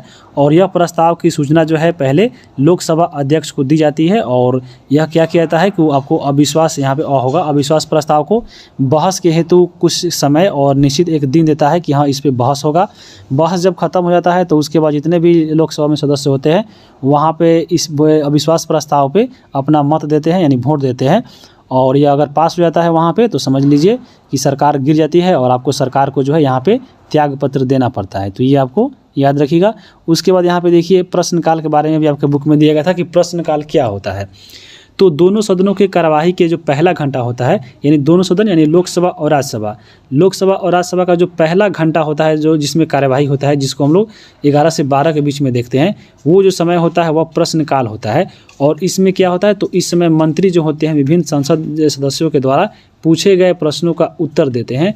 तो ये इसको कहते हैं हम लोग प्रश्नकाल। याद रखिएगा 11 से लेकर 12 को जो बीच का समय है वह कहलाता है प्रश्नकाल। अब जो एक होता है शून्यकाल। शून्यकाल क्या होता है, तो जो प्रश्नकाल मान लीजिए समाप्त होता है और उसी के बाद आता है शून्यकाल, यानी 11 से 12 जैसे ही इस प्रश्नकाल चला, 12 बजे खत्म हो गया, तो 12 से 1 चलेगा आपको शून्यकाल। तो शून्यकाल देख लिए। इसमें कार्य क्या होता है, तो इसमें संसद के जो सदस्य होते हैं बिना किसी पूर्व सूचना से ही प्रश्न यहाँ पे उठाना शुरू कर सकते हैं। तो ये होता है शून्यकाल। उसके बाद एक और चीज़ यहाँ पे आप एक्स्ट्रा पढ़ लीजिए, वह होता है तारांकित और अतारांकित प्रश्न। तो तारांकित प्रश्न क्या है, ऐसे प्रश्न जिसका जो है उत्तर मंत्री के द्वारा मौखिक रूप से दिया जाता है। तो मौखिक रूप से अगर दे रहे हैं तो तारांकित है, और लिखित रूप में दे रहे हैं तो अतारांकित है। तो यहाँ पे याद रखिएगा, अगर मुंह से बोल दिए सीधा तो तारांकित हो गया, और लिख के दिए तो अतारांकित हो गया। तो ये आपको थोड़ा थोड़ा डिफरेंस यहाँ पे याद रखिएगा। अब देखिए राष्ट्रपति के बारे में, क्योंकि हम लोग पढ़ रहे हैं संसद के बारे में, तो संसद का जो तीसरा अंग होता है वह होते हैं कौन, तो उपराष्ट्रपति। चलिए हम लोग राष्ट्रपति, तो यहाँ पे हम लोग राष्ट्रपति के बारे में चर्चा करते हैं। तो राष्ट्रपति की बात करें तो राष्ट्रपति का जो पद है वह अमेरिका के संविधान से लिया गया है। यह एक संवैधानिक पद है, यानी इसके संविधान में चर्चा है। तो संविधान में कितने अनुच्छेद में चर्चा है, तो अनुच्छेद 52 के तहत जो है बोला गया है कि भारत में एक राष्ट्रपति होगा। तो राष्ट्रपति का पद है कितना, तो 52। अब यहाँ पे आगे हम बात करेंगे इनके बारे में, राष्ट्रपति के बारे में। तो भारतीय संघ की कार्यपालिका जो शक्ति होती है वह राष्ट्रपति में निहित होती है, क्योंकि जितने भी कार्य होती है वह राष्ट्रपति के नाम से होती है। और राष्ट्रपति जो होते हैं वह नाम मात्र के कार्यकारी प्रमुख होते हैं। वास्तविक प्रमुख कौन होते हैं, तो वह होते हैं प्रधानमंत्री। राष्ट्रपति भारत का पहला नागरिक कहा जाता है, तो ये भी याद रख सकते हैं। और आगे हम देखेंगे इनके योग्यता के बारे में। तो राष्ट्रपति कौन बन सकते हैं, तो वह सबसे पहले योग्यता भारत का होना चाहिए, 35 वर्ष उसकी आयु होना चाहिए, और लोकसभा सदस्य बनने की योग्यता रखता हो और लाभ के पद पे नहीं हो। इसके साथ यहाँ पे इसके निर्वाचन पद्धति जो है बताया गया है अनुच्छेद 55 में। इसमें बोला गया है कि इसका जो निर्वाचन होता है वह अप्रत्यक्ष होता है, यानी अनुपातिक प्रतिनिधित्व प्रणाली के तहत। और इसमें क्या होता है तो अन्य उपराष्ट्रपति, राज्यसभा और विधान परिषद के जो निर्वाचन में होते हैं ये भी प्रयोग मतलब ये जो आपका नियम है अनुपातिक प्रतिनिधित्व प्रणाली वाला, आपको जैसे उपराष्ट्रपति के चुनाव में भी यही नियम लागू होता है, राज्यसभा के भी सदस्य चुने जाते हैं तो ये भी यही नियम लागू होता है, विधान परिषद के जो सदस्य चुने जाते हैं यही आपके नियम जो है लागू होते हैं। तो ये आपको पॉइंट याद रखिएगा। उसके बाद हम बात करें निर्वाचकगण यानी चुनाव का, तो राष्ट्रपति का चुनाव जो होता है 454 चुनाव यानी 454 अनुच्छेद में बोला गया है निर्वाचन के बारे में। तो राष्ट्रपति के निर्वाचन में देखिए कौन कौन भाग लेते हैं, तो संसद के दोनों सदन और राज्य के जो विधानसभा होते हैं उसके निर्वाचित सदस्य, यहाँ पे ये आपको बहुत इंपॉर्टेंट चीज़ याद रखिएगा, संसद के दोनों सदन यानी लोकसभा और राज्यसभा के जितने भी निर्वाचित सदस्य यानी जो भी चुने गए हैं वो वोट देंगे। उसके अलावा देखिए दिल्ली और पुदुचेरी के जो विधानसभा है वो भी इसमें भाग ले सकते हैं जो केवल निर्वाचित सदस्य है। तो यहाँ पे यह पॉइंट आपको याद रखिएगा। अब यहाँ पे एक और चीज़ देखे हैं कि राज्य की विधानसभा, यहाँ पे देखिए राज्य की विधानसभा है, विधान परिषद नहीं है। एग्जाम में यही देता है कन्फ्यूजन करने के लिए कि राष्ट्रपति के चुनाव में कौन जो है भाग नहीं लेता है, तो यहाँ पे ये सब दे देगा और उसी में घुसा देगा राज्य के विधान परिषद। तो राज्य के विधान जो परिषद होता है वह भाग नहीं लेता है। भाग इसलिए नहीं लेता है क्योंकि वर्तमान में देखिएगा जो विधान परिषद है वह भारत के सभी राज्यों में नहीं है, तो इसलिए बोला गया है कि जो है इसमें विधान परिषद जो होते हैं वह राष्ट्रपति के चुनाव में भाग नहीं लेते हैं। और एक और चीज़ यहाँ पे केवल निर्वाचित सदस्य भाग लेते हैं। एग्जाम में ये भी दे देता है ऑप्शन में कि आपको मनोनीत, तो याद रखिएगा जो मनोनीत जो होते हैं वह राष्ट्रपति के चुनाव में भाग नहीं लेते हैं, मनोनीत वाला और एक आपको विधान परिषद वाला, ये आपको अधिकतर पूछता है। तो यहाँ पे विधान परिषद के सदस्य और मनोनीत सदस्य इसमें भाग नहीं लेते हैं, याद रखिएगा। अब यहाँ पे देखिए राष्ट्रपति को पदच्युत यानी राष्ट्रपति को किसके द्वारा हटाया जा सकता है, तो मान लीजिए राष्ट्रपति अगर खुद से त्याग पत्र देता है तो ठीक है उसको हट जाएगा अपने। अगर महाभियोग द्वारा हटता है तो आपको अनुच्छेद 61 के तहत महाभियोग लाया जाता है। उसके बाद कैसे हट सकता है, तो मान लीजिए अगर उसका निर्वाचन जो अवैध तरीका से हुआ है तो हट सकता है। पद ग्रहण करने की पात्रता अगर समाप्त हो जाता है तो यहाँ पे यह भी हट सकता है। तो ये चीज़ें आपको याद रखिएगा। अब यहाँ पे देखिए पदावधि है जो है अनुच्छेद 56 के तहत आता है राष्ट्रपति का पदावधि, और इसमें यह कहा गया है कि राष्ट्रपति जो होते हैं वह पद धारण करने की तिथि से, याद रखिएगा जिस दिन वह पद धारण करेंगे उस तिथि से 5 वर्ष तक यहाँ पे रहेंगे। और उसके अलावा बोला गया है कि उत्तराधिकारी जब तक जो है पद ग्रहण नहीं करते हैं, वो अगर 5 वर्ष बाद भी होता है मान लीजिए, तब भी आपको राष्ट्रपति जो पुराने वाले हैं वहीं रहेंगे, भले वो 5 साल 5.5 साल हो गए, तो ये भी आपको याद रखिएगा। लेकिन 5 वर्ष आपको माना जाता है किस तिथि से, तो आपको पद धारण करने की तिथि से। ये भी आपको ऑप्शन में ऐसे भी देता है, तो याद रखिएगा। अब यहाँ पे देखिए इसमें उम्मीदवारी के तहत पे जो अगर हम बात करें तो 100 सांसदों की ज़रूरत पड़ती है, जैसे 50 सांसद आपको अनुमोदक में और 50 सांसद आपके प्रस्तावक के रूप में। और जो राष्ट्रपति का जो चुनाव होता है तो उसके लिए पहले जमानत राशि भरी जाती है, वह भरी जाती है 15,000। अगर मान लीजिए जो राष्ट्रपति में खड़ा हुआ है व्यक्ति, अगर उसको जितना मत पड़ा है यानी जितना वोट आदमी दिया है, अगर उसमें 1/6 भाग उसको नहीं पड़ा है तो ये जो आपका 15,000 राशि है वो उसको प्राप्त नहीं होगा, यानी उसको जमानत के तौर पर इसको रख लिया जाएगा। उस भी आपको पॉइंट याद रखिएगा। अब देखिए यहाँ पे कुछ नोट में जो जैसे पॉइंट दिया गया है कि 17वां संविधान संशोधन 1992 में हुआ था, और इसके द्वारा दिल्ली पुदुचेरी के जो विधानसभा के सदस्य है उसको यहाँ पे राष्ट्रपति के निर्वाचन में आपको इसमें दे दिया गया था कि हाँ तुम लोग भी वोट कर सकते हो। याद रखिएगा 17वां संविधान संशोधन 1992 के द्वारा किस केंद्रशासित प्रदेश का, तो दिल्ली और पुदुचेरी के विधानसभा को। तो ये पॉइंट बहुत इंपॉर्टेंट है। उसके अलावा अगर हम बात करें तो 44वां संविधान संशोधन हुआ था 2001 में, और इसमें क्या हुआ था, तो लोकसभा, राज्यसभा और विधानसभा एवं विधान परिषद की सीटों को 1971 की जनगणना के अनुसार ही रखने की बात की गई है। और कब तक रहेगी, तो वो आपको 2026 तक रहेगी। 2026 के बाद जो है आपको बढ़ने वाली है। तो ये चीज़ें कब कह गई थी, तो 2001 में जो है संशोधन हुआ था 84 संविधान संशोधन, और इसी में कहा गया था। और अभी जो सीटें जो है बांटी गई है लोकसभा, राज्यसभा या विधानसभा में या विधान परिषद में, वह किसके अनुसार बांटी गई है, तो 1971 के जनगणना के अनुसार। लेकिन 2026 में देखिए अब नया जो लोकसभा अभी बना है आपको लोकसभा भवन, तो यहाँ पे इसलिए सीटें भी बढ़ाई जाएगी 2026 में। तो ये चीज़ें आपको याद रखिएगा। अब हम बात करेंगे अनुच्छेद 60। अनुच्छेद 60 में देखिए शपथ दिया गया है आपको राष्ट्रपति का। तो राष्ट्रपति को शपथ कौन दिलाता है, तो सुप्रीम कोर्ट के मुख्य न्यायाधीश के द्वारा दिया जाता है। अगर मुख्य न्यायाधीश वहाँ पे नहीं है तो मुख्य न्यायाधीश को छोड़कर जो भी उसमें वरिष्ठ है, यानी आपको एजेड व्यक्ति जो न्यायाधीश है उसके द्वारा जो है राष्ट्रपति को शपथ दिलाया जाता है। और राष्ट्रपति की वेतन कितना मिलता है, तो राष्ट्रपति को वेतन जो है 5 लाख मिलता है। और इसका जो वेतन दिया जाता है वो आपको संचित निधि से दिया जाता है 266 के तहत। और 267 अनुच्छेद आपको मालूम होगा कितना होता है। तो 267 में आपको क्या है, आकस्मिक निधि है, लेकिन संचित निधि से इनको पैसा मिलता है 266 के तहत। अनुसूची 2 में जो है वेतन का जो चर्चा किया गया है, जब अनुसूची आप पढ़िएगा तो टोटल जो अनुसूची है उसमें अलग अलग बातें कही गई है। जैसे अनुसूची 2 में जो है वेतन भत्ता की बात कही गई है। उसके बाद देखिए उसके बाद है वेतन पर कोई इनका टैक्स नहीं लगता है, यानी जो 5 लाख है इनका 5 लाख पूरा मिलता है। वित्तीय आपातकाल के दौरान भी इनका वेतन में जो है कोई कटौती नहीं किया जाता है। अब यहाँ पे कुछ अनुच्छेद देख लिए राष्ट्रपति से, तो बताए हैं कि 52 अनुच्छेद में राष्ट्रपति का पद है। 53 में क्या है, तो आपको कार्यपालिका का अध्यक्ष माना गया है। 54 में क्या है, तो आपका मतदान है। 55 में निर्वाचन पद्धति, यानी कैसे कैसे इनका निर्वाचन होता है। उसके बाद पदावधि होगा, यानी कितने वर्षों का होता है। पुनर्निर्वाचन यानी फिर से निर्वाचन। 58 में योग्यता कहा गया। 59 में शर्तें।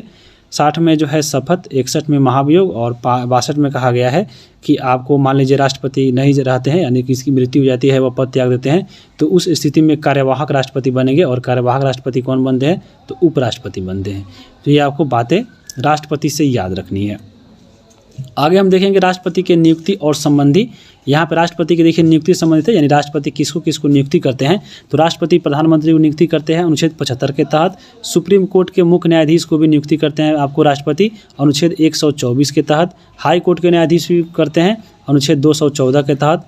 महान्यायवादी को करते हैं अनुच्छेद 76 के तहत।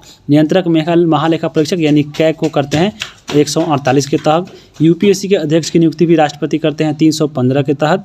वित्त आयोग के अध्यक्ष की नियुक्ति करते हैं 280 के तहत। मुख्य निर्वाचन आयुक्त की नियुक्ति करते हैं 324 के तहत। सुप्रीम कोर्ट के अध्यक्ष की नियुक्ति करते हैं राष्ट्रपति 338 के तहत। उसके बाद देखिए एसटी आयोग की अध्यक्ष 338 के ए के तहत। और ओबीसी आयोग की जो है 340 में आता है, जिसकी यहाँ पे अध्यक्ष जो होते हैं उसकी नियुक्ति राष्ट्रपति करते हैं। मुख्य सूचना जो आयुक्त होते हैं इसकी भी नियुक्ति जो है राष्ट्रपति के द्वारा किया जाता है। उसके अलावा यहाँ पे बहुत सारा, जैसे राज्यपाल देख सकते हैं, रेलवे मंत्री है, विदेश मंत्री है, या आपको गृह मंत्री है, वह वित्त मंत्री, सूचना प्रसारण मंत्री, रक्षा मंत्री, बाल विकास मंत्री, ये आपको थल सेना अध्यक्ष, जल सेना, वायु सेना अध्यक्ष, ये सभी की जो नियुक्ति होती है वह राष्ट्रपति के द्वारा होती है।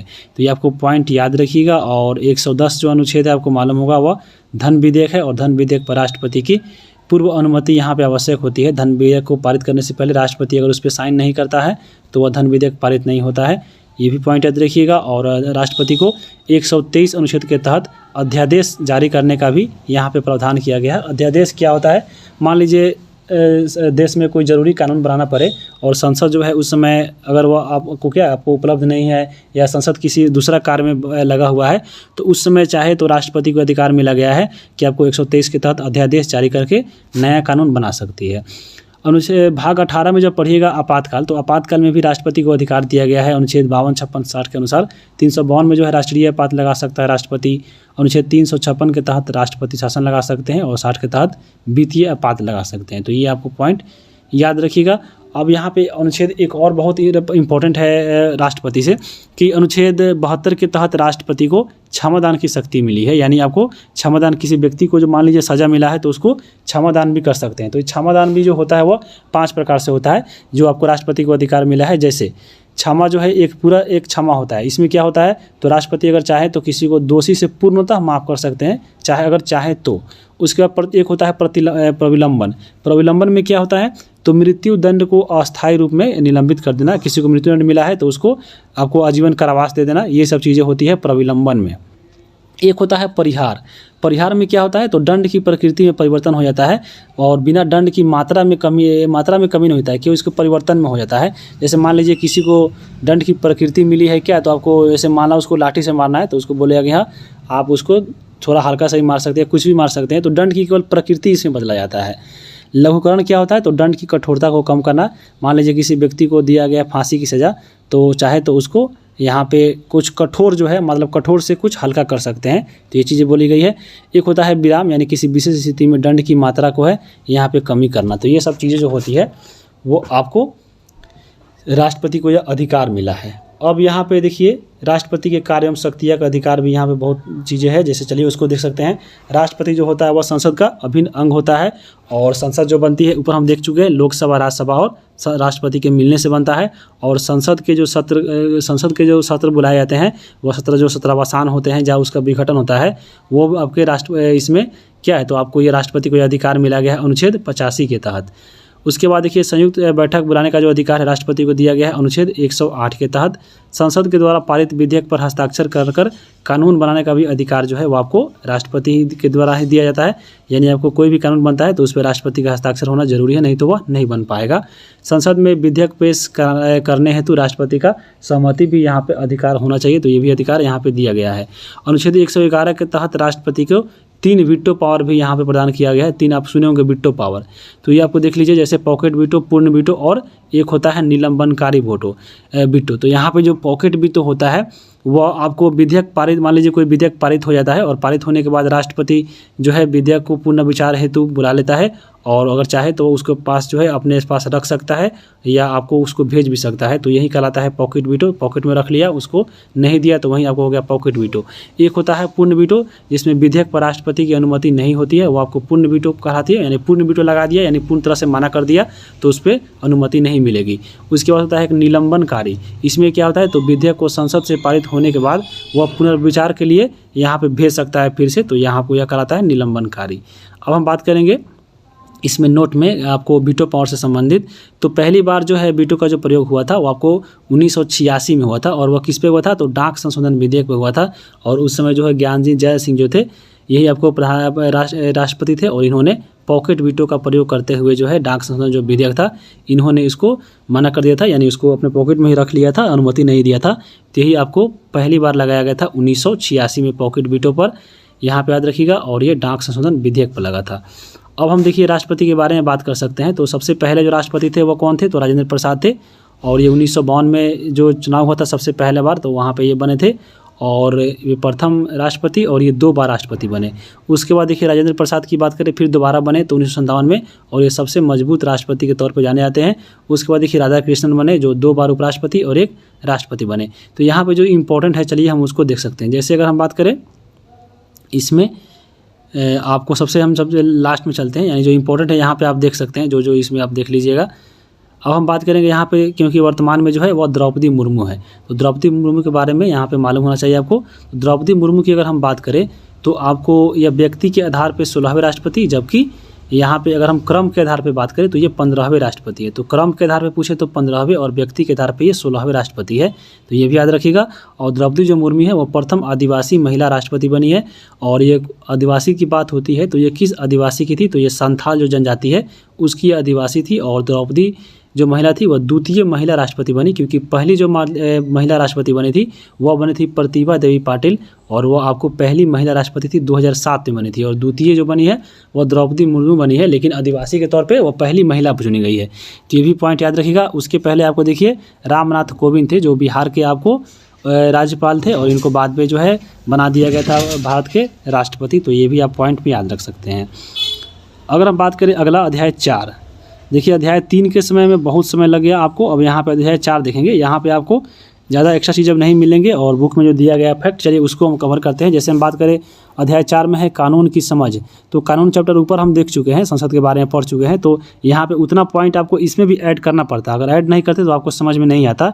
इसलिए जो है हम लोग ऊपर सब खत्म कर चुके हैं, जैसे प्रधानमंत्री, राष्ट्रपति, या आपको चाहे वो जिस संसद हो, लोकसभा हो, राज्यसभा हो, सब खत्म कर चुके हैं।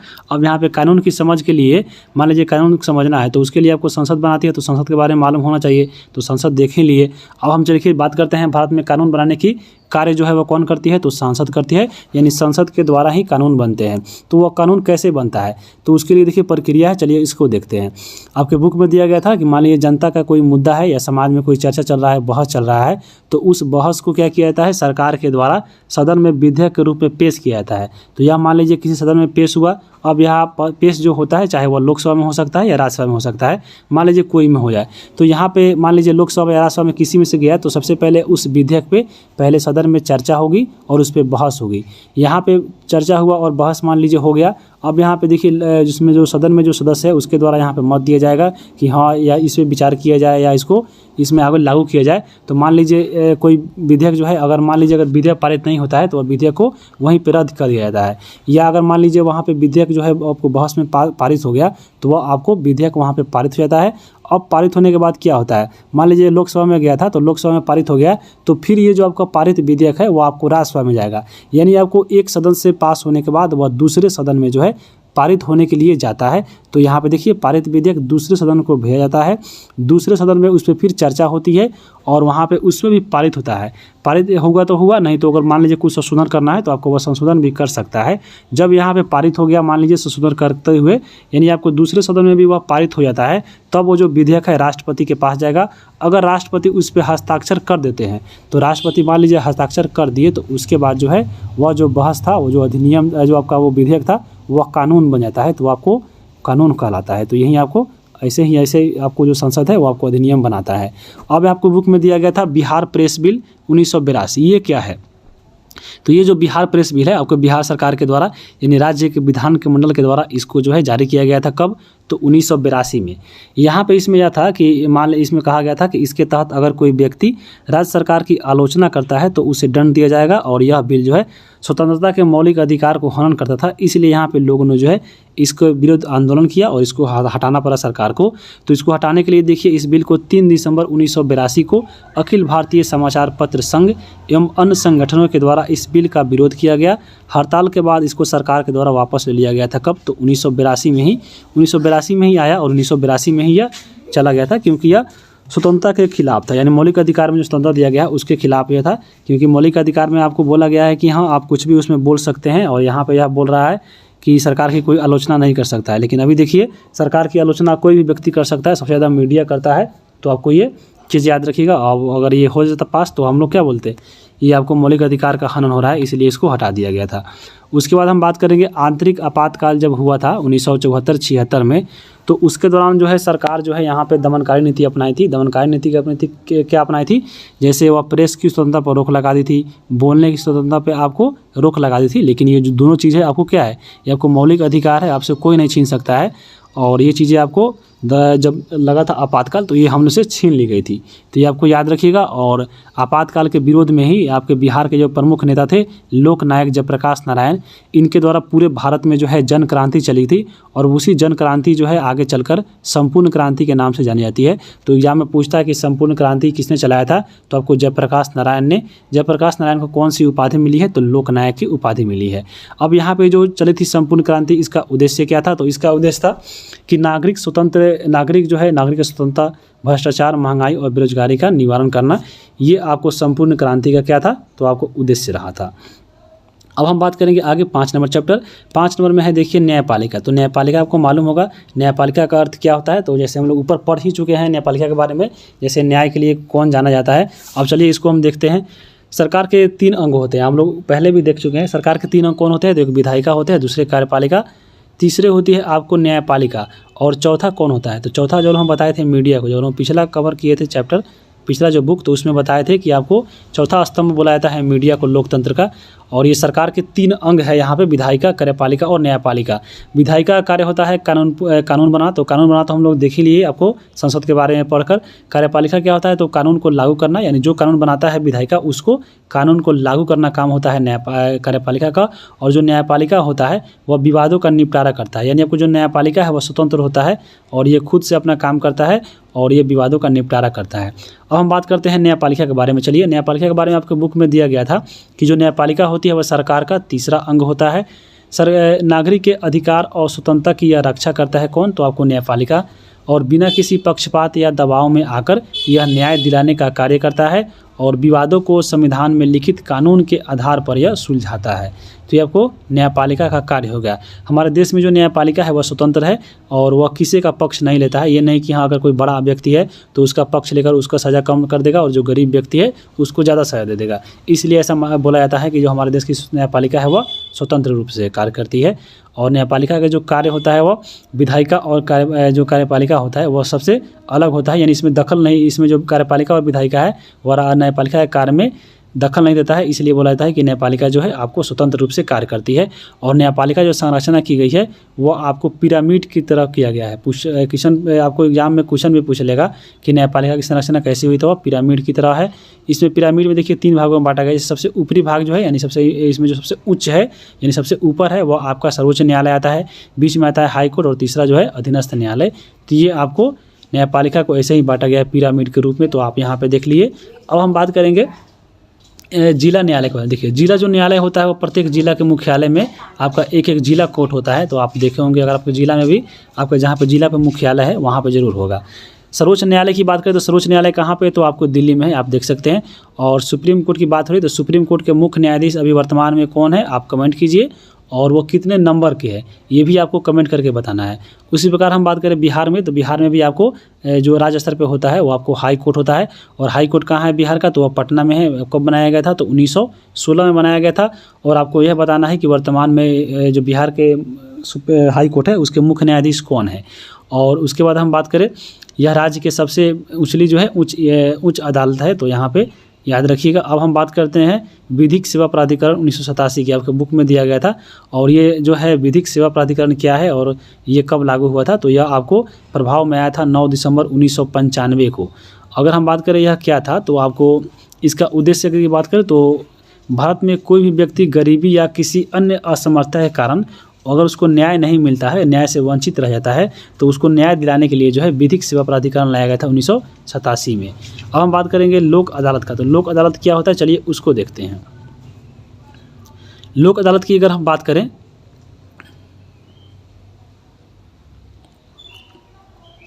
तो लोक अदालत की अगर हम बात करें तो राज्य के प्रत्येक व्यवहार न्यायालय में, यानी आपको जो सिविल कोर्ट होता है, सिविल कोर्ट में एक लोक अदालत कार्यरत है। और यहाँ पे देखिएगा लोक अदालत में जो कार्य होता है वो आपको सप्ताह के 5 दिन होता है।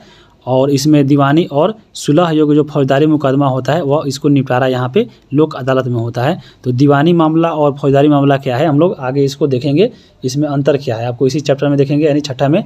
तो यहाँ पे छठा में है न्यायिक प्रक्रिया। इसमें देखिए इसमें क्या आपको इम्पोर्टेंट फैक्टर दिया गया है कि किसी भी व्यक्ति को गिरफ्तारी करने से पहले उसे बताना जरूरी होता है कि उसे किस अपराध के लिए गिरफ्तार किया जा रहा है। और यही चीज़ें हम बताए थे ऊपर कि यह अनुच्छेद 20 में कहा गया था। उसके बाद देखिए गिरफ्तारी के बाद 24 घंटे के अंदर उस व्यक्ति को मजिस्ट्रेट के सामने जो है प्रस्तुत करना आवश्यक होता है। तो ये भी बहुत पॉइंट है इंपॉर्टेंट। अब यहाँ पे इस बुक में दिया गया था, देखिए फौजदारी मामला और दीवानी मामला क्या होता है।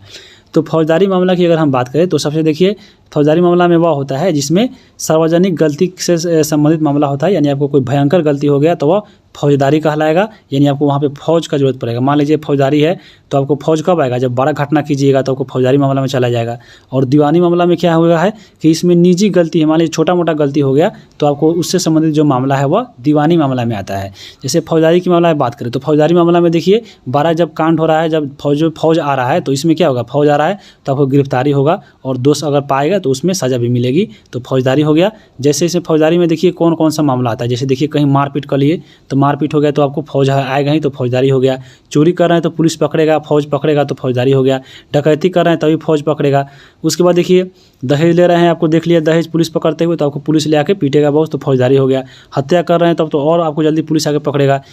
इसी प्रकार इसको बोला जाता है कि यह फौजदारी है, यानी इसमें फौजी आ गया यानी पुलिस आ गया, समझ लीजिए सीधा सिंपल में, तो आपको याद रहेगा। इसी प्रकार खतरनाक दवा बना रहे हैं तो इसमें क्या होगा, आपको ये सब चीज़ें इसमें फौजदारी के रूप में आती है। अब दीवानी मामला चलिए इसको देखते हैं। दीवानी मामला में क्या होता है, यानी निजी गलती, यानी आपको आसपास में अपने आप गलती कर लिए छोट मोट तो आपको दीवानी मामला होता है। और इसमें गिरफ्तारी नहीं होती है बल्कि अपने से गवाह व गोटा, जैसे देखिए पंचायत बैठाकर गवाह बैठाकर यहाँ पे फैसला सुना दिया जाता है। जैसे अगर हम बात करें ज़मीनी विवाद, देखिए गांव में हमेशा ज़मीनी विवाद होता है। तो ज़मीनी विवाद जब तक आपको थोड़ा मोड़ा होगा मुँहा मुँही कि हाँ मेरा है, जैसे ले आकर कोई नपवा लिया आपको अमीन से, तो वहाँ पे आपको पुलिस जो काम कोई भी फौज पुलिस नहीं आता है। वहीं अगर ज़मीनी विवाद लेकर मारा पीटी हो गया तो मारा पीटी चल जाएगा आपको कहाँ पे, तो फौजदारी में चल जाएगा। उसी प्रकार देखिए मजदूरी और मालिक के बीच में मजदूरी होता है उसको लेकर विवाद है तो आपको दीवानी मामला में जाएगा।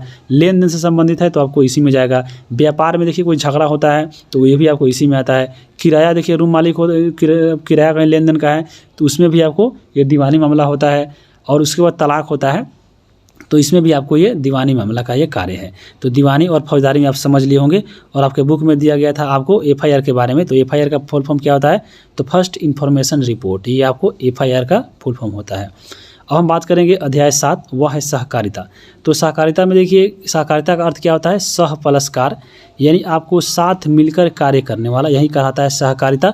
यानी अनेक व्यक्तियों या संस्थाओं के द्वारा मिलकर किसी समान की उद्देश्यों की पूर्ति करना सहकार कहलाता है, और ऐसी संस्था को हम लोग सहकारी संस्था बोलते हैं। तो इसमें वैशाली जिला से संबंधित कुछ घटना दिया गया था, चलिए उसको देखते हैं हम लोग। इसमें दिया गया था इस चैप्टर में कि वैशाली जिला जो है उसमें प्रमुख उत्पादन क्या है, तो आपको खेती में केला जो है आपको वैशाली जिला में यानी मुजफ्फरपुर साइड में बहुत ज़्यादा होता है। उसके बाद हम बात करें, एक उसमें बुक में दिया गया था मधुरापुर के बारे में। जो मधुरापुर जो है, मधुरापुर में महिला दुग्ध उत्पादक सहयोग समिति होती है जो आपको वैशाली जिला में पड़ती है। और सहकारिता मंत्रालय एक बनाया गया था आपको 2021 में, आपको मालूम होगा ये नया मंत्रालय बना है आपको इस बार, जो 17वीं लोकसभा है उसमें। तो ये जो मंत्रालय बना आपको पहली बार बना है और सहकारिता मंत्रालय, और वर्तमान में इसके मंत्री कौन है, तो अमित शाह है। यानी सहकारिता मंत्रालय के प्रथम और आपको वर्तमान जो मंत्री है वो आपको अमित शाह है, तो यहाँ पे याद रखिएगा। अब आपके बुक में देखिए बड़ा हुआ था पैक्स के बारे में। पैक्स क्या होता है, तो आप सुने होंगे पैक्स वाला। तो पैक्स में होता है प्राइमरी एग्रीकल्चर कोऑपरेटिव सोसाइटी, यानी आपको प्राथमिक कृषि साख समिति। यहाँ पे इसका गठन जो होता है वो सरकार के द्वारा किया जाता है। और इसका उद्देश्य क्या है, इसका उद्देश्य है कि किसानों को कल्याण कृषि संबंधित ज़रूरतों चीज़ होती है, जैसे बीज देना, खाद देना, ये सब आपको इसका उद्देश्य होता है पैक्स का। पैक्स की सदस्यता की अगर हम बात करें कि पैक्स की सदस्यता कैसे मिलती है, तो कोई भी व्यक्ति अगर चाहता है कि हम पैक्स की सदस्यता ले, तो उसको किसान के द्वारा जो निर्धारित सदस्यता शुल्क है उसको जमा करना पड़ेगा, और एक जो शेयर होता है उसकी राशि को भी पैक्स की सदस्यता के रूप में ग्रहण करता है। इस प्रकार आप पैक्स की सदस्यता को ग्रहण कर सकते हैं। और पैक्स अपने सदस्य होती जो है बैंक के कार्य करती है, तो यहाँ पे ये भी पॉइंट याद रखिएगा। अब हम बात करेंगे पैक्स के बारे में, जो कार्यों के बारे में। तो देखिए पैक्स जो होता है वह उचित मूल्य पर खाद बीज उपलब्ध कराता है, और उचित दर पे जो है यह ऋण देने का भी कार्य करता है पैक्स, तो याद रखिएगा पैक्स के बारे में। और बिहार के जितने भी पंचायत है, यहाँ पे बुक में दिया गया था 8463 पंचायत, तो इन सभी पंचायतों में एक एक पैक्स की स्थापना की गई है। यानी जितने पंचायत होंगे, यानी एक पंचायत में एक पैक्स की स्थापना होती है। बिहार में सरकारी तालाबों की जो बंदोबस्ती है वह सिर्फ मत्स्य जीवी सहकारी समिति के अंतर्गत ही आती है, तो यहाँ पर ये भी पॉइंट याद रखिएगा। अब यहाँ पे हम बात करेंगे उपभोक्ता सहकारी समिति की। उपभोक्ता सहकारी समिति क्या है, तो इसका उद्देश्य क्या होता है, तो थोक व्यापारी या उत्पादकों से सीधा अधिक मात्रा में कोई सामान खरीदकर अपने सदस्यों को सस्ते दर पर उपलब्ध कराना, यह कहलाता है उपभोक्ता सहकारी समिति।